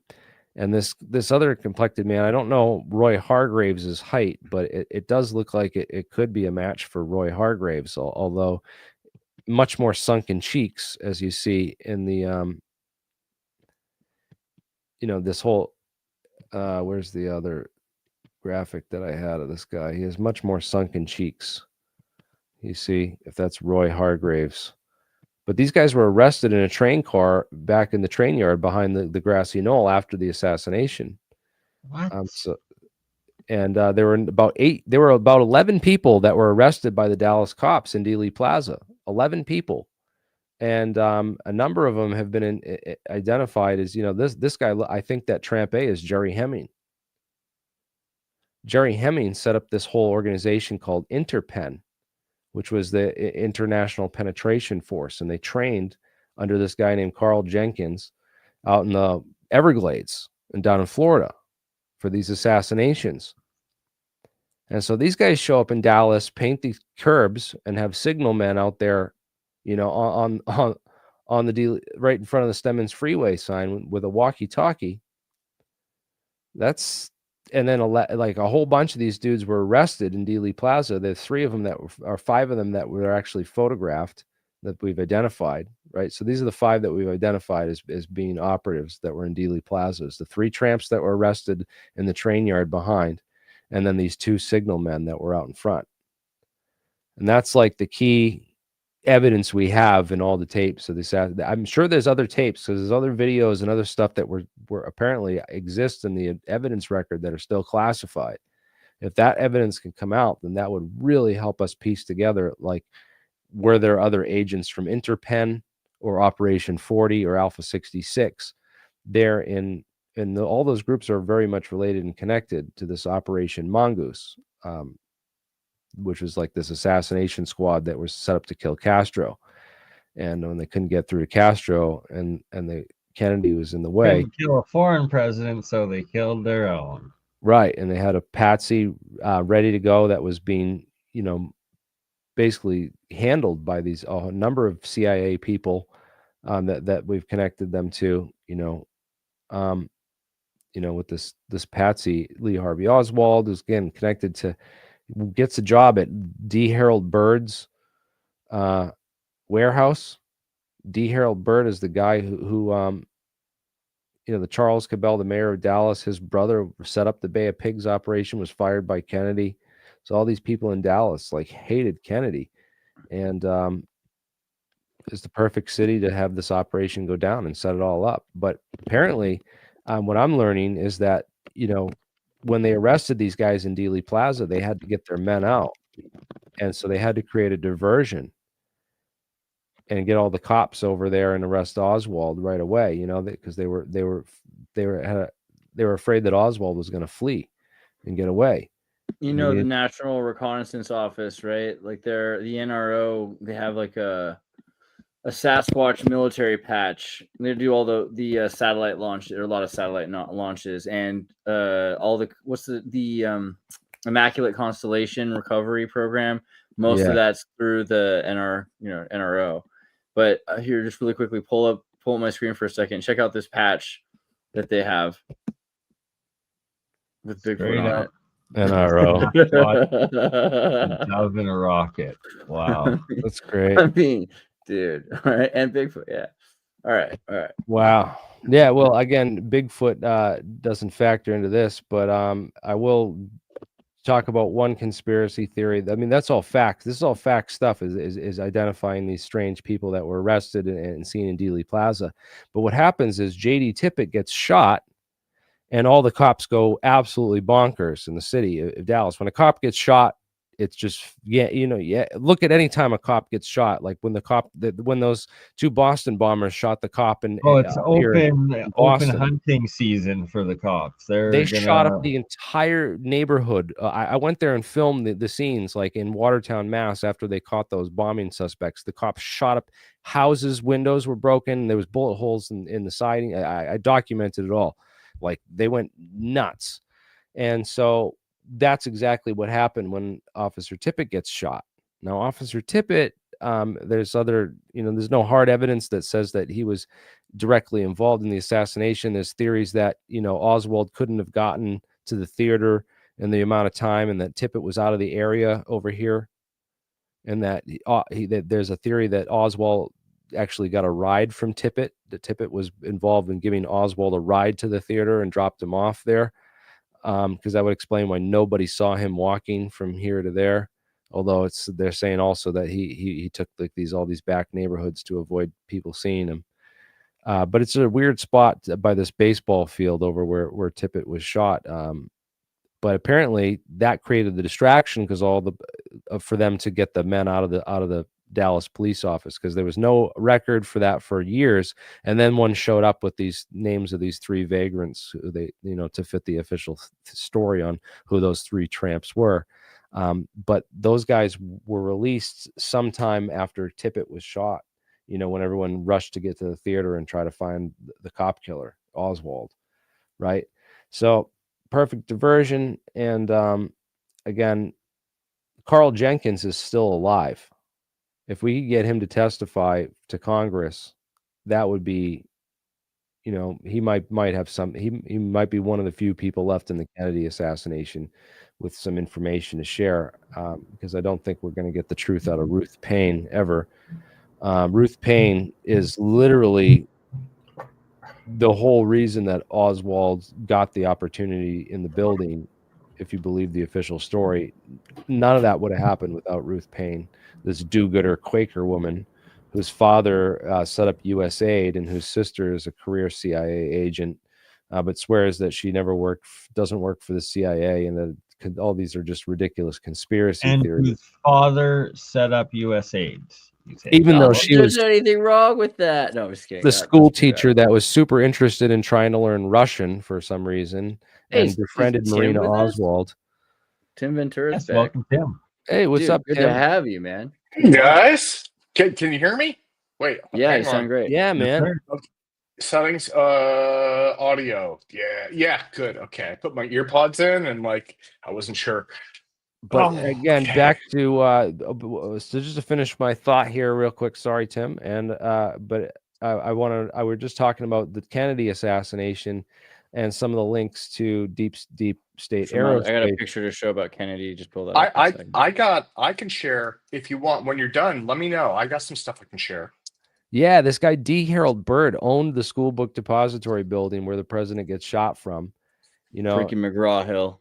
And what's really weird is that, the perfect shot would have been right when they make the turn onto Elm. They almost had to stop the car to make this hairpin turn onto Elm Street. And that would have been where you took the shot, unless you had a designated kill zone, which was marked the night before by 3 markers. But also slows down the car to make that turn, right? So right. It's nice. Right. And the S curve is a perfect ambush location because it's just the car can't speed away very easily. And then they have this whole area filled with cars, perfect concealment. You can just duck down and kind of weave through the cars after you make the shots. And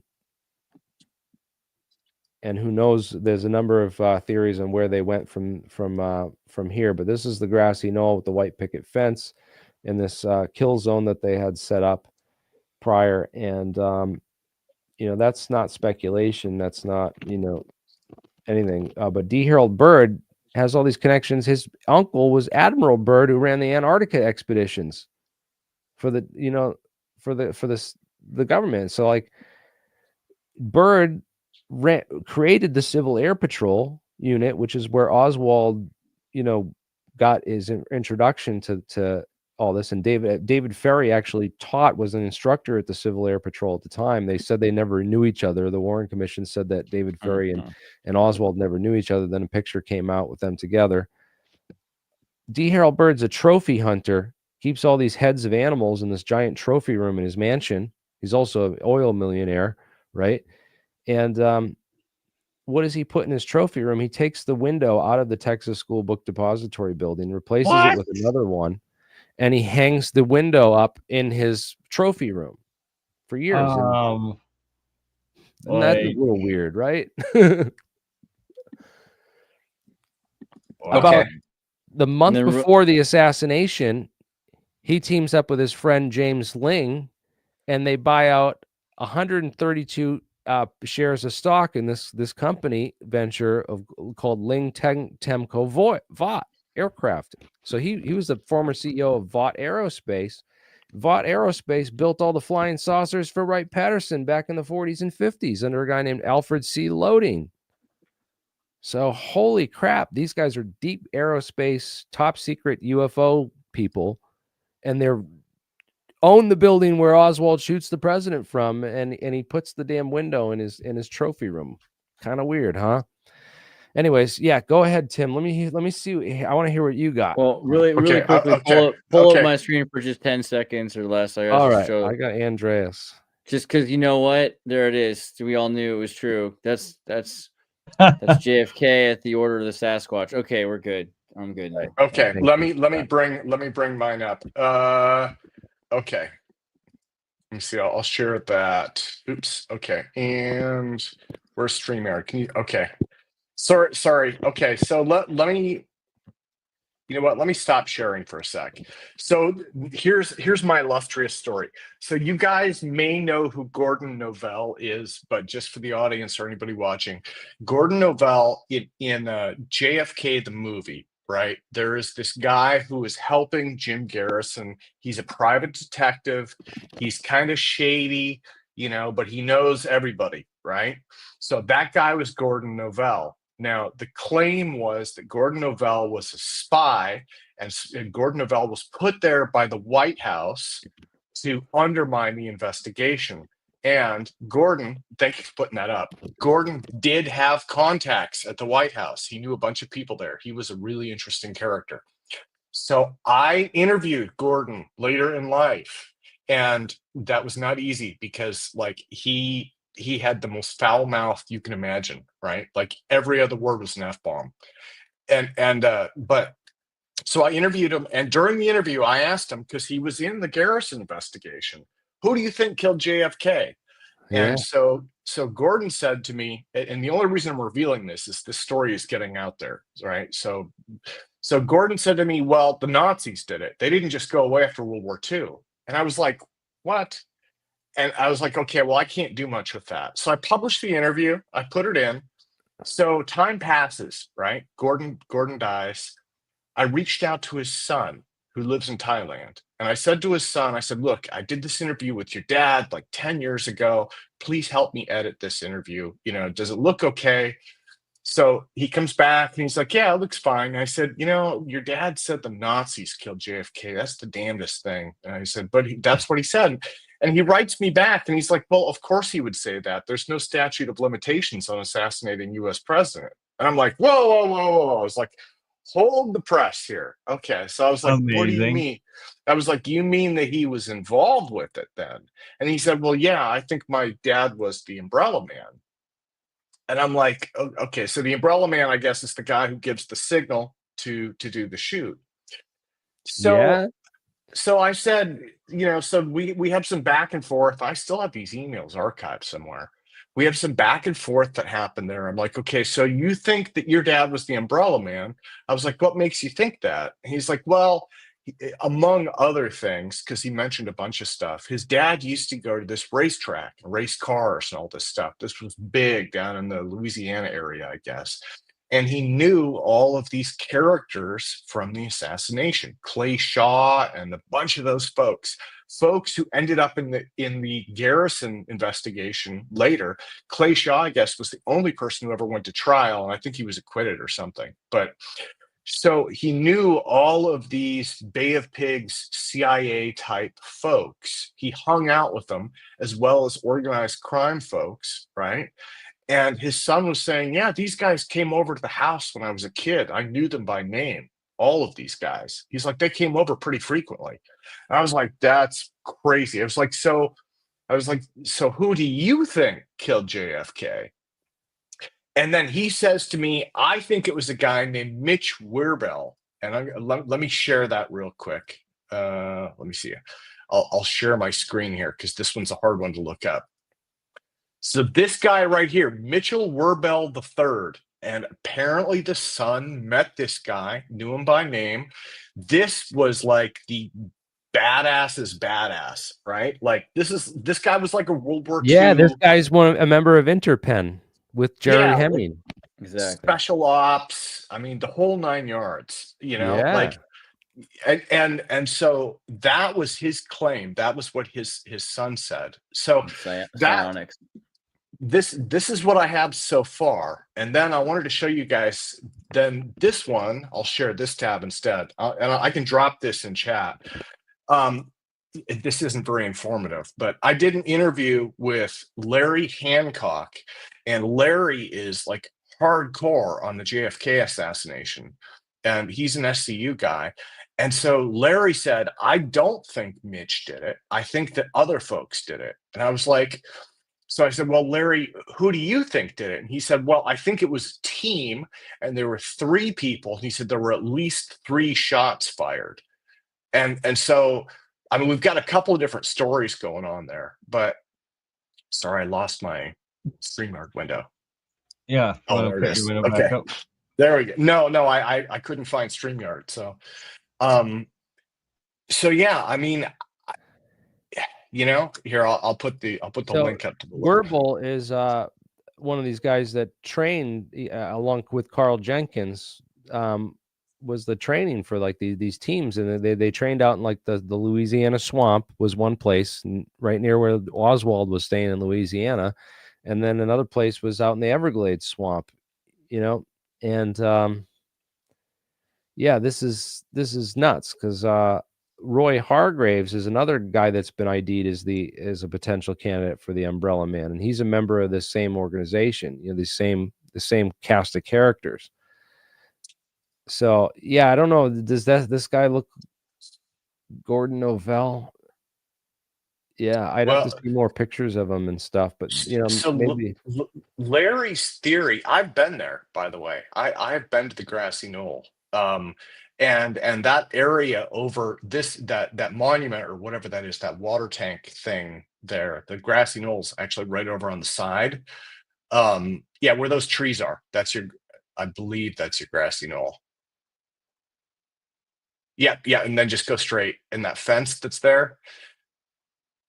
So apparently people have been stealing. Apparently they've had to rebuild that fence 4 or 5 times. Yeah, I stood behind that fence. I was not implicated in the assassination. I was born in 1976, so I'm clear. But you time-traveling assassin, you, Tim. From that fence, I think, see that X on the road? You can that's see where the final headshot was, right there. I mean, it's like there, like you could not miss. I mean, if you were a sniper, and then that tree, you can see how the tree is hanging down from you have a pretty clear view to the road, but when you're looking from the road through there, it really just, for some reason, the visibility sucks. And so it makes it the perfect place to hide. Great concealment. They said there was a shooter here in the corner, right here. And they said there was another shooter right here between the 2 trees where the railroad men saw a puff of smoke from the triple overpass. So they actually 2 shooters on the knoll, and that would have left nothing to chance. So they had to get him, and there's no way they could possibly miss. So you've seen though the recent upload, in the declassified footage, his autopsy. Why in his autopsy does he look so not as bad as the footage, right? He has a hole in his Folded neck. they folded the skin of his head over and took the pictures, man. They did a lot of manipulation to that. This is right where Abraham Oh, Zapruder was okay. standing. Right Well, on Because the way I'd seen it, his head explodes, the bullet goes to the back, comes out the front, all spinning, removes the face. And instead, we're having this picture of him looking pretty much, like you can see his face perfectly. So it's I like, mean, unless it depends how conspiratorial you want to get. Like, I'm down. I mean, did they actually kill him, or did he like run away and live happily ever after with his boyfriend Lem? I'm open to both. No, I think the idea, like, so part of the Reagan conspiracy when Reagan got shot, because Reagan said he said to the press, he's like, I didn't even feel the gunshot until I got in the car, right? And there's one school of conspiracy theorists who've said that he didn't actually get shot until he got in the car. You know, I would that believe basically John Hinckley. Yeah, they put I've talked to him a couple times. Yeah, basically the idea was he got in the car, they faked it, he got in the car, they shot him, and then they said, look, they said, this is a warning. If you want worse, then keep doing what you're doing. And his policies changed radically after that. But right. So with Kennedy, though, from everything I can see, everything points back to your Bay of Pigs CIA guys. Dude, it was Bigfoot and the Jews. That's At an least awesome that's what pen you'll name. find on X. If you find on X and you consult with the wise people of X, okay, you'll see that Jesus is actually the son of Bigfoot, but Bigfoot's his mom. Yes. But then what Larry was saying was, and Larry made an interesting case. He was like, it's not, he basically what he was saying to me was, he's like, don't think CIA like the whole organization. He's like, basically you had mob people mixed in with the CIA, mixed in with all sorts of stuff. And he's like, so it really is kind of a that's what classic. Operation Mongoose was. Operation Mongoose was Bill Harvey, going through Robert Mayhew and Santos Traficante and Carlos Marcello in New Orleans and these mob guys to recruit assassins into this program. So it was a program of these CIA people, these displaced Cubans, anti-Castro Cubans that were displaced from Cuba, living in Florida and New Orleans, and these other mafia guys, and they were all colluding together and doing covert ops together, like, and training to go Jam wave. Yeah, it's crazy. I mean, The JM wave. so Yeah, JM wave. for something like that, can you even really call it the CIA then? Or is it just basically Well, if it's organized crime? George Bush was in charge of the CIA, so it's like, do what you want to do, but it's like clearly Bush was involved with JFK and with Reagan. So it just seems like, if you don't want to say it's the CIA, that's fine. It could be just some guys from the OSS. I think it's fair to call it the Gladio. It's really like the same guys. The CIA members and the members of the Skull and Bones at the same time. Yes, the Skull and Bones, because you don't forget that Ruth Payne goes to the Nashon Island on vacation in the summer of '63 with Alan Dulles is there with his mistress, right? They're vacationing on Nashon Island. That's owned by the Forbes family. That's John Kerry's family. They're John Kerry's Skull and Bones. Ran against Bush in the 2004 election. So yeah, there's a whole connection there with the Skull and Bones organization, and the Skull and Bones is an awesome deep dive for another day. I've done a few on them, talking about some of the theories. Prescott Bush apparently the year 1917, the year that Prescott Bush was in Skull and Bones, right? It's a senior secret society. So you're in it 1 year in your senior year of college at Yale. You get tapped on the shoulder and recruited into this secret society. But apparently Geronimo's skull went missing the same year of 1917. That was apparently his project, his initiation ritual is that year the team had to go to and rob the grave of Geronimo and bring his bones back to Skull and Bone. And apparently they wanted a DNA test on the skull and bones that were in the lobby in the case of Skull and Bones fraternity, because they wanted to test it to see if it was Geronimo's skull, because there's rumors that it is, and that Prescott Bush was the one that stole it. Isn't that wild, huh?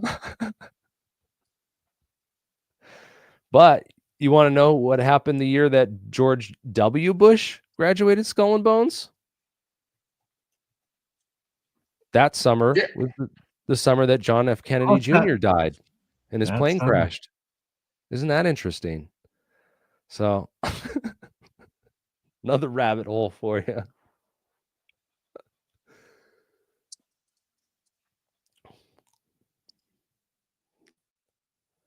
Well, Yeah. It's great. funny when you look at Bush's family, because you go back and it's like a bad episode of Back to the Future. It's like Prescott Bush was born of Samuel P. Bush, who was American Steel executive, and his father was Reverend James Smith Bush, whose father was Obadiah Bush, a prospector who fought in 1812. You know, it's like, it just has this kind of weird. It's weird, man.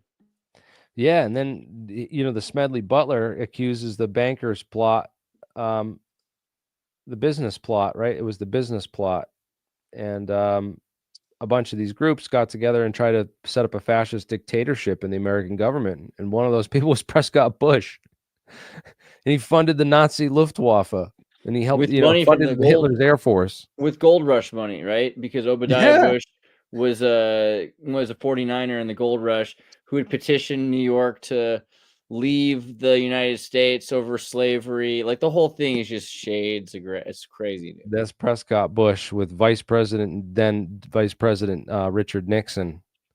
I mean, who goes to who owns who there? Who's the vice president? Who's didn't it's Who was on first? Who's the mob boss? yeah, exactly. And quite Well, so Nixon, I feel like, is a pretty good example of a California Navy boy. He spent most of his life on a boat, and he's the kind of guy trained to go. He's an officer's officer who'd go down with the ship, which is exactly what he did when he was supposed to do that.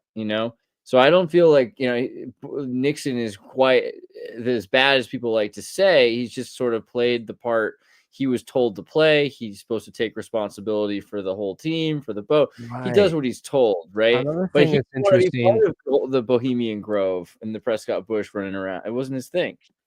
So what do you think about LBJ? I mean, there's the infamous Wink picture and stuff, and there's the phone conversation with him, He saying liked that to smash his dick on the table and call it jumbo. That was the way he decided, like, most business meetings with people. He just Well, whipped his there's dick that all the time. new disclosure tape that came, apparently a Dead Man Switch, that Alex Jones was playing with the guy that was the grandson of the supposed bagman or whatever, and that in that So tape. it just seems like I don't think that. I think it was his position on the JFK assassin, which was kind of like George W. Bush. They'd want to keep him out of the loop. I mean, I don't think that he was directly involved in the planning or the orchestration of it. It seems to me like the CIA just gave him what they knew he wanted and knew that he would go along with it or something. But I don't know, the whole Billy Saul Estes tape saying that LBJ was behind it and everything. It's it makes sense. It usually is like, Caesar was killed by Brutus. It's kind of So like this. I mean, for me, I don't know. Like, I want to go up a step higher because this ties back into the UFO thing. Like, this isn't just a Tim thing, but like when I think about the UFOs, there's this back and forth with the government. Same thing with Kennedy. Same thing with like a dozen other conspiracies. September 11th, all of that stuff. And what it comes down to is like people don't trust the government because the US government, as organizationally and departmentally, lies all the time about everything, right? And then like that's why, like, at a high level, right, I'm like, okay, the problem is not Kennedy and it's not UFOs. The problem is we have a government, for whatever reason. I want to believe that people are honest when they get into it, but there's something about our government and the system and the way that it works and the way that people fit into it, where it's like incredibly dishonest about everything. Everything. I mean, like you look at the like labor statistics get manipulated, right? Like just, and I'm sure some of the stuff you guys know, like It's like turning into the old Soviet system before the collapse, pretty much. well, I mean, the Soviets at least were honest about being assholes. With our guys, so with labor statistics, one example you guys may know is unemployment statistics, right? Do not include people who have left the workforce, which is basically if you've been unemployed for more than like 8 months or 12 months, they just don't count you. So they're like, yeah, unemployment is, it's worse than we'd like. It's 10%. And I'm like, oh, you mean there are 10% of people in this little window? So what about the rest? Wow, that's insane. 10% in the window of have just like stopped working in the Well, last no, 7 months. mean, So let anyone me, after Yeah, what about people that haven't worked for years? right? Like I how don't much hard could it be? That's wild to actually let think me let me look at what our unemployment rate is right now. So right now it's 4.2% unemployment. Okay, and that doesn't sound bad, right? You're like, yeah, 4%. Well, that could be you could have 100 different explanations for that. Okay, but that does not include people who've been out of work for more than a year, right, or whatever. And then the other one is like, have I showed you guys the buying power of the dollar over time? Oh yeah, it's just absolutely horrid. uh Here, can I share this real quick? For sure. This Yeah, is sure. Yeah, see and then I I'm want to dude I I'm want to get into the Gord because I think there's more connections here with UFOs that you were trying to allude to. So I want to hear if you had any connection with, because there's a reason you interviewed Gordon Novell, right? It was, Here we go. or Buying did you? power of the US dollar. Well, uh if you I, asked him about UFOs, man. Yeah, I mean, we know that the dollar's buying power is just. yeah, I mean, it's like it's just insane. And so the whole thing is like a pressure cooker Remember, I on the used to have American penny candy public. when I was a kid, and a Coke cost $1. Yeah, now they're You know? talking about getting rid of the penny because it costs more to make a penny than Canada a penny already is Yeah, got worth. rid of our Trump pennies did. years Trump ago. Trump stopped the penny. He Did already he? did that. Yeah, He already put a thing out. Yeah, so save your pennies.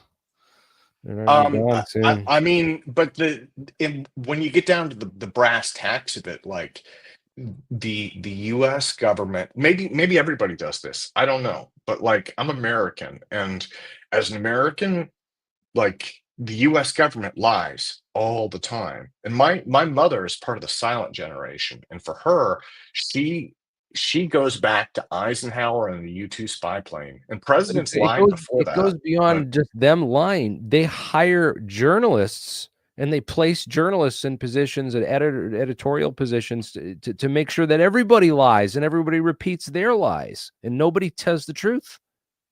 That yeah, it goes way beyond that. Just that they lie. The effort and the extent that they go through to keep people in the lie is just beyond Oh, anything. I mean, what they lies literally we created this whole UFO hearings. They what? propped up these fake people that don't know dick about anything and put them in charge of telling our Congress, who's already clueless about this issue. It's designed to never get anywhere. All of it. and then the other thing that's interesting, one of the deciding factors, I guess, in this year's election, and I don't know exactly what this means, but basically guys in our age group, younger white males are the least represented voting group. I guess they vote less than anybody else. They started to vote in this election, which is why Trump got elected. I think that's kind of an interesting bullet point. I don't know what it means, but it's like this giant silent demographic that's just like, we don't care, we're doing other stuff. And it's like, but that it makes sense because I'm on social media and I see a lot of the pushback that's out there, and there's some crazy stuff, Right? I mean, Like there the was pendulum is swinging back, and it's like we just need to try to find common ground instead of continue the back and forth and just all politicians are scumbags, it seems. So we just need disclosure and to push it the proper way through science. Yeah, I don't know, man. I don't know. I mean, you know, when I was working in real estate, one of the sayings they had was they were like, you can prosper in any market, you can prosper in any time. You just have to change what you're doing, right? Or what was that? There was some guy who said the money is always flowing, it's just flowing different places. That's So I guess there's crazy. that. Yeah, There's it's that. true.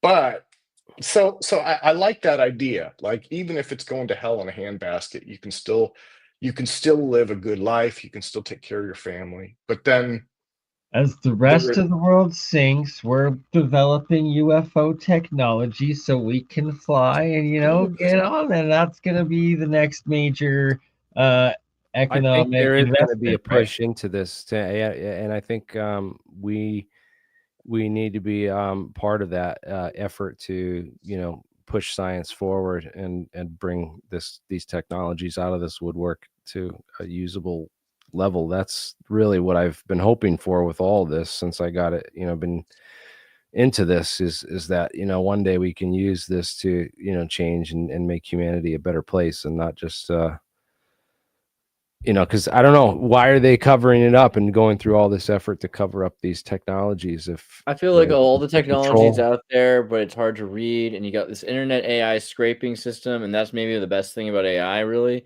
is that it can figure out. It'll be able to total recall everything, and it'll go through all of these need to know folders, and eventually say, "Oh, well, this is kind of like the thing you're talking about." And we're like, "Oh, we never knew where this was in the library. We couldn't find that document before." But it'll eventually that's the singularity, is just instantly being able to access all of the data that already we've collected all this data, and we weren't allowed to look at it for 20 to 40 years or whatever, but it's there somewhere. We just don't know where to look for it right now. I thought it was really revealing because Leonard Susskind, you could tell, like, when that interview he gave, he was not supposed to talk about a lot of the work he was doing on training AI for Google. And because Google's invested in this whole program to train AI and to do physics, so that they can make a physics AI that will figure out what's wrong with physics and why physics is broken, and how to fix it and stuff. So Mickelson Morley Ether, hint, hint, hint, right? So I think that they're already they have a lot of this development already underway in secret, and I just don't know if I fully trust all the people that are in charge of all this technology, like the Carlyle group that bought out EG&G at Area 51's main contractor in 2000 and just owns all these technologies. Yeah.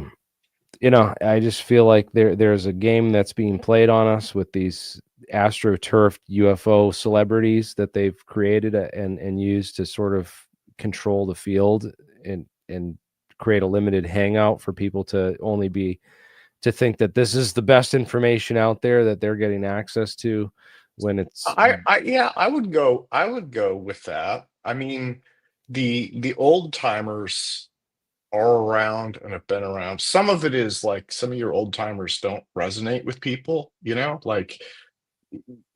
but just petrified for their lives and their families' lives, for all the lies and like crimes, or like the backlash that will happen once like everything comes out, right? So they're like well, an era of oppression, kind or of. it's a I need to was know thinking, basis, and they don't really know that it's like when you're taught all your life that 2 + 2 = 5, but in this weird circumstance 2 + 2 can equal 4, but go back to thinking it's 5 after that. Like, they know that it's true just in the circumstance they need to that's know where it. Terrence Howard is coming into the equation. The 1 times 1 times 1 = 2 crap. and My God, bro. Eric Weinstein was kind of sticking up for him a little bit, and it's weird because He's I've been trying. like, Weinstein is like really different background than me and a lot of the people I hang out with, and so I never really followed him closely, and then I saw one of his podcasts, and he swears, like, he's like, he said the other day, there's not a Republican bone in my body, right? And I'm like, but then like I Yeah. was listening to him talk. This was like 2 months ago. I listened to a podcast and I was like, I pretty much completely agree with everything the guy says. I was like, he is brilliant. Yeah, he's You know? great. He's really good at breaking a lot of stuff down. His brother's brilliant too in his own way too. But, you know, Brett is great too. He was right on with so much stuff as well. But the way Eric broke it down to me is he said there's the categories are of like three are basically of where physics the field is at right now is there's three categories of there's your fringe scientists, right? That's us. There's your cranks, okay? That's the person you just mentioned. I won't mention any names. Then there's the Knark. Okay, the Knarks are like people like Sabina Hassenfelder. They're the ones holding up the establishment status quo on all this stuff, and the Bill Nyes and the Neil deGrasse Tysons, right? So The Bill Nyes with the science lies. Well, Bill. well, Okay, so Bill Nye is not, if I remember correctly, he's like a science educator, but he doesn't Right. have any. So You know, he's not like a physicist. That's what exactly. Right. And then Sabine, Space. I've never heard her go into anything like UFOs. She sticks with the more traditional stuff, right? I mean, but then Neil deGrasse Tyson, I get the impression he has been so opinionated that he's like turning a lot of people off now. Like, has he been mind controlled? He literally was like, the genome things that doesn't, like, that's nothing now. You can literally just decide whatever sexuality you want to be. Like, it's like it's getting too he was here far not away too from long ago. science, you know? It's like, I think some of it's ego. I think some of it's ego, you know? Yeah, Like you gotta Well, you gotta keep a small ego, and sometimes it runs away on these guys. I also wonder if there's also infiltration because a lot of what I mean, Neil claims, and I mean, Neil obviously he's the head of the astronomy at the Hayden Planetarium, Saturn worshiper. and there's a number of academics within this. You know, it's like a college within the whole within itself. With like, so he says I rely on a lot of other experts for my opinions and my information and stuff. So he's got a whole bunch of people around him because he seems to like comment on a lot of stuff that he's not necessarily an expert in, but seems like he's informed enough about that he should have be able to have an opinion on it. And that's kind of crazy because he's talking to all these people around him, and if I want to infiltrate a guy like this, that's where you do it, and this is literally what these intelligence agencies and these people have done to such an extent. You realize that there are people like this all over, and then sometimes it comes out that Neil's I don't know if he's a witting or unwitting participant. I'd say more unwitting than witting. It'd be very easy to fool a person like that by surrounding himself with a bunch of your experts, right? And that's all you'd need to do. And Yeah. he would simply repeat those talking points, which is essentially what I think he does a lot of the time. There's a lot of groupthink too, right? And a lot of that, I mean, psychologically, it's been demonstrated. Like, people will align themselves with whatever that group is. So, but Neil's also a machine, like all his people in his circle, like he knows your birthday. He's got you a present, like he's. That's the thing. It seems like weird to me that we would accuse Schellenberger and not Neil deGrasse. I mean, going right, like he's a Saturn worshiper. No offense, in a black suit, and he's constantly pretending to be a scientist. But he's really like, and is he really much more of a scientist than Bill Nye? Well, what's he famous? I'm not saying he's for like television shows, and originally for having control of Carl Sagan. He was Carl Sagan. He was Carl Sagan's student. No, that's why science, people care about science in astronomy. He's an astrophysicist, and the only thing I think he's really famous for that I know of that I can say off the top of my head is that he downgraded Pluto from its planetary status. Okay, well, Right. I would say the only reason he had that chance was because he had some tie to Carl Sagan. It's really, Dude. it goes back to, and that's more gatekeeping and more psyop. So it's, And Yeah, that if you want to get into conspiracies, that Pluto thing, that's our cause. We should rally around that. Save Pluto. Pluto's our Pluto is a planet. planet. All right. you know what? I agree. Just Or to nothing. I spite saw Icy. this. think Somebody nothing- sent out a everything's planet. plaque. Somebody had a picture of the Voyager plaque the other day, and like the one where it shows all the planets, the one that it's out in space, Yeah, right? way It's- out there, and it's got Yeah. Pluto as a planet. It's got Pluto on it, and they're like, "ET, what happens when ET finds this?" And they're like, "Where's the extra planet?" Yeah, well, Yeah. there's older pictures where there's a few more. There's Planet X and there's a couple more. So Soon, someday, I'm gonna meet Neil, dude. It's gonna happen. Oh, 'cause, well, you know, I like mean- you I mean, understand he's so wonderful. We love you, Neil. Like, are we kids? I'm gonna meet him one of these days because I told you I Hey, haven't. if Jeremy could meet Lou Elizondo and have a respectful conversation, he definitely could do. Oh, I'm the sure you same. could have a Yeah. respectful Yeah. conversation with him. I think that's completely plausible. There's nothing wrong with trying to do that. But I feel like I don't know if I agree that he's just naive. I think disingenuous is completely plausible.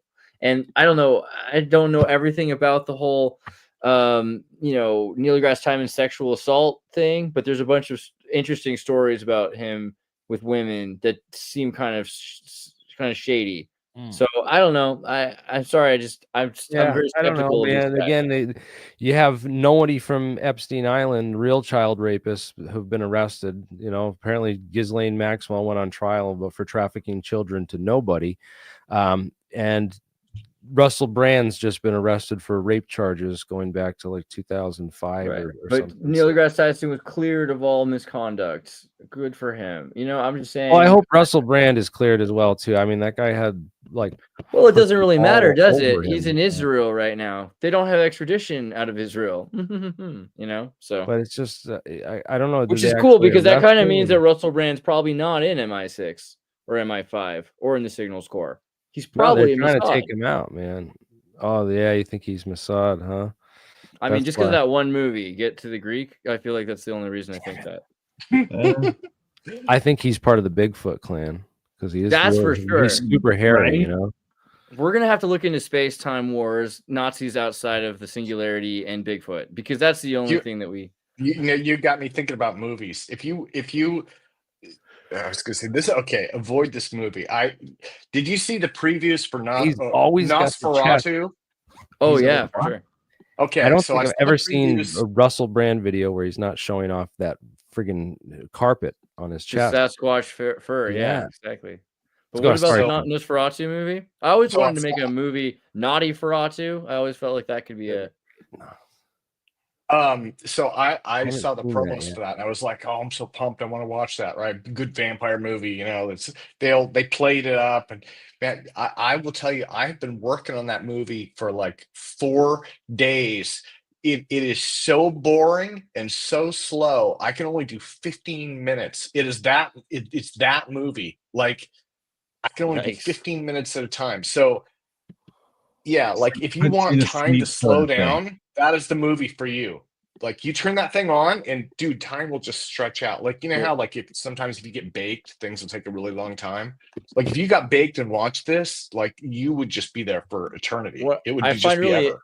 interesting about that. Can you pull my screen up for just 2 seconds? I was in Vienna and I was going by the movie theater. The first day it said Queer Nosferatu because it was a double feature.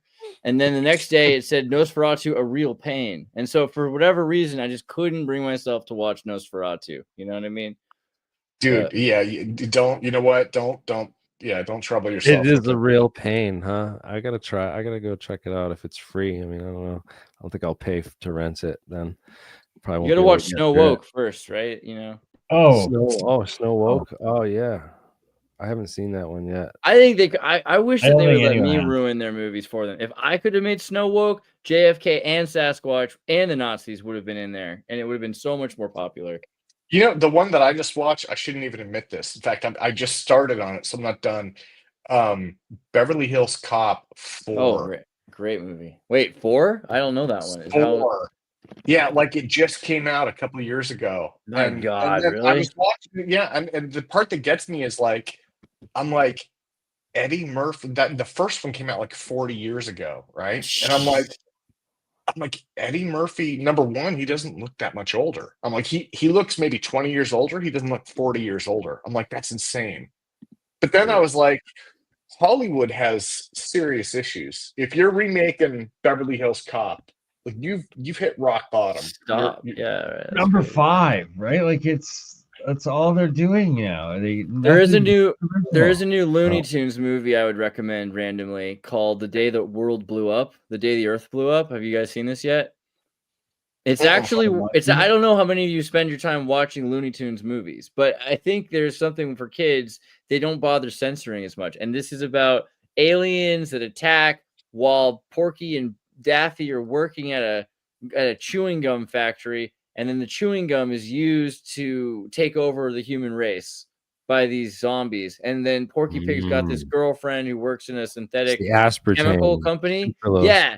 And she knows all about synthetic chemicals and everything like that. And so they're trying to figure out how to control their minds with these weird chemicals, which are causing kind of and I was just like 2 days before this movie came out, I was thinking to myself, mind control is great and all, but gut biome control, that's really, if you're a smart corporation, you're going to try to figure out how to control people from their gut instincts with their gut biome. And then boom, I see this movie that's literally about that, which blew my mind, because it's Looney Tunes, of course. Wow, man. I just dropped. right. There's I the new think Tron that- coming out. Yeah, I really actually am looking forward to that. I can't help myself. I always like Tron because Tron's about like Kabbalah and Gnosticism, right? There's this, that the programs, the users, instead of the creator, the users, that's what they call the human. And it's like Tron the Baptist and this whole idea that out of darkness there's Avatar. light. The Avatar, Clue, like Lucifer's Clue. And then the new Tron movie, they have this idea that they're trying to break out of their multidimensional reality into our dimensional reality. This new movie that's coming out, Really? the And new they're Tron, blue and red.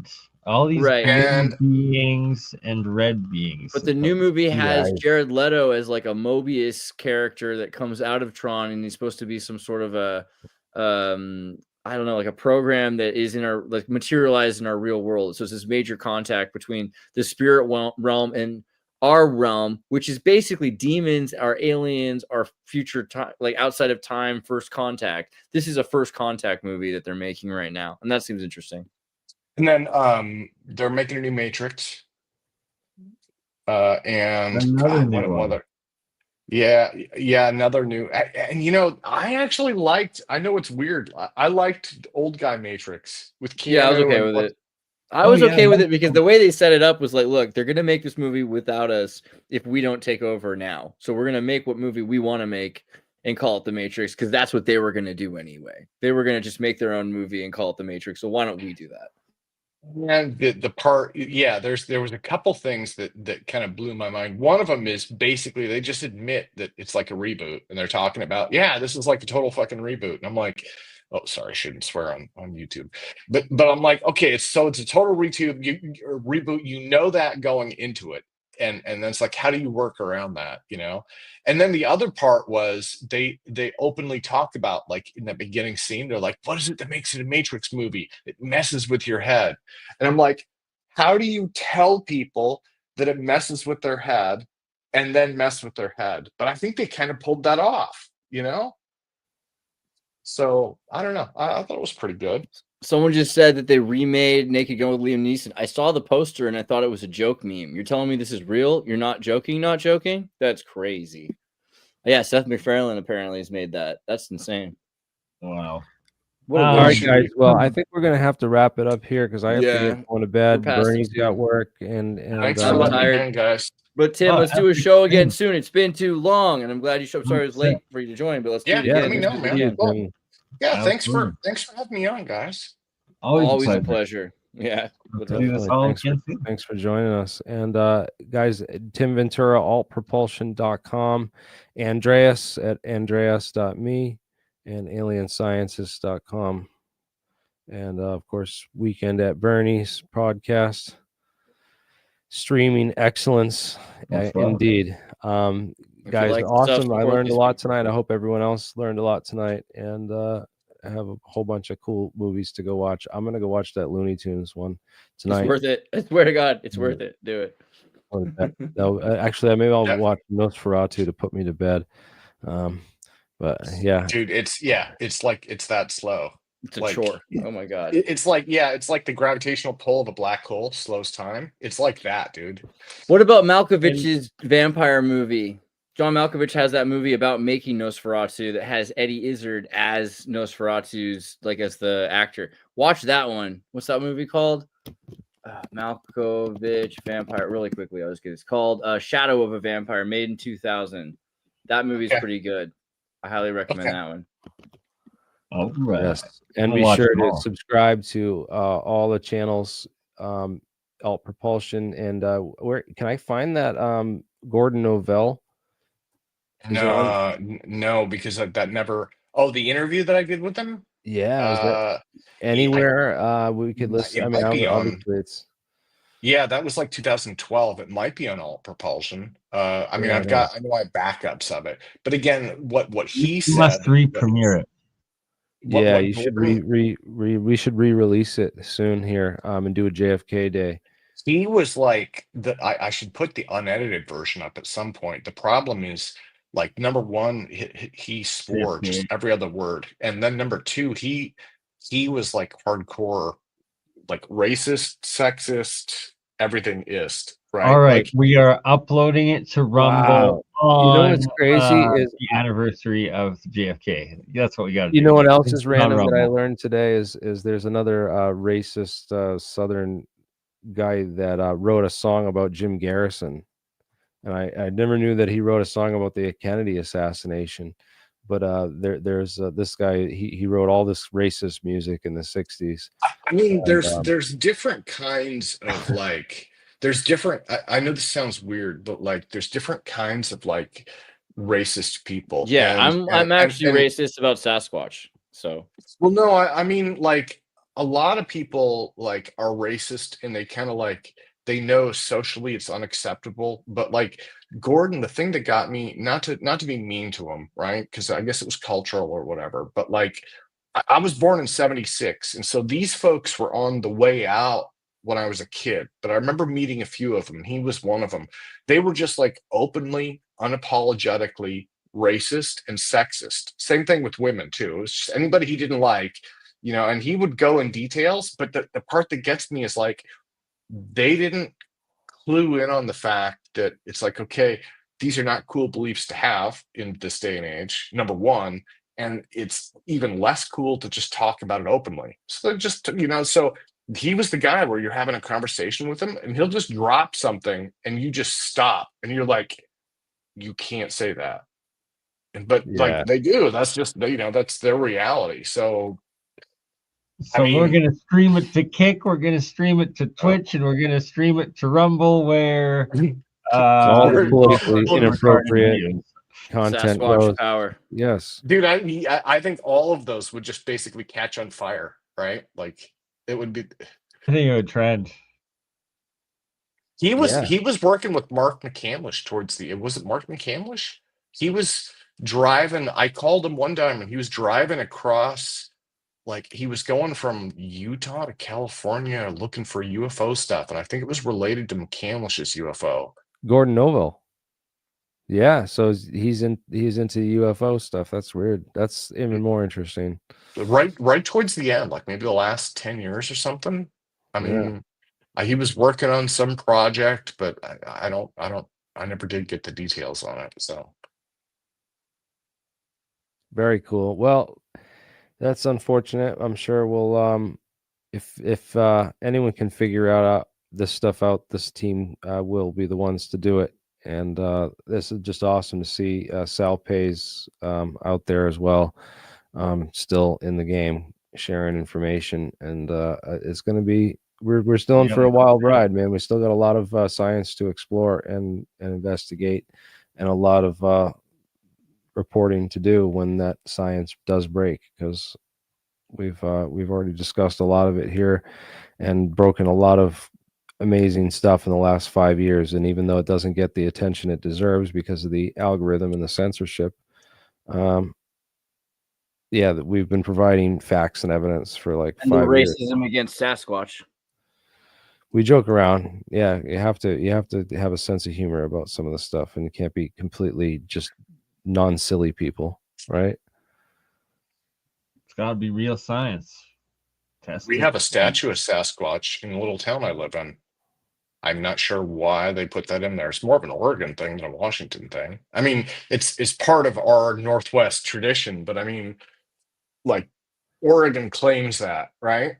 Western Washington, I don't know. We got like seagulls and gooey ducks. Bernie knows. Well, wait, yeah. you're not in Vancouver. You're in Central No, Canada. I'm in Alberta, but I go to Vancouver, BC a lot. But Okay. we'll go into the cryptids another day because it's another story. But It's just the rain, dude. That's why our state bird is the garden slug. all right. But yeah, gotta Good go to bed. All right, Love y'all. going to bed. Have Talk a good one, soon. guys.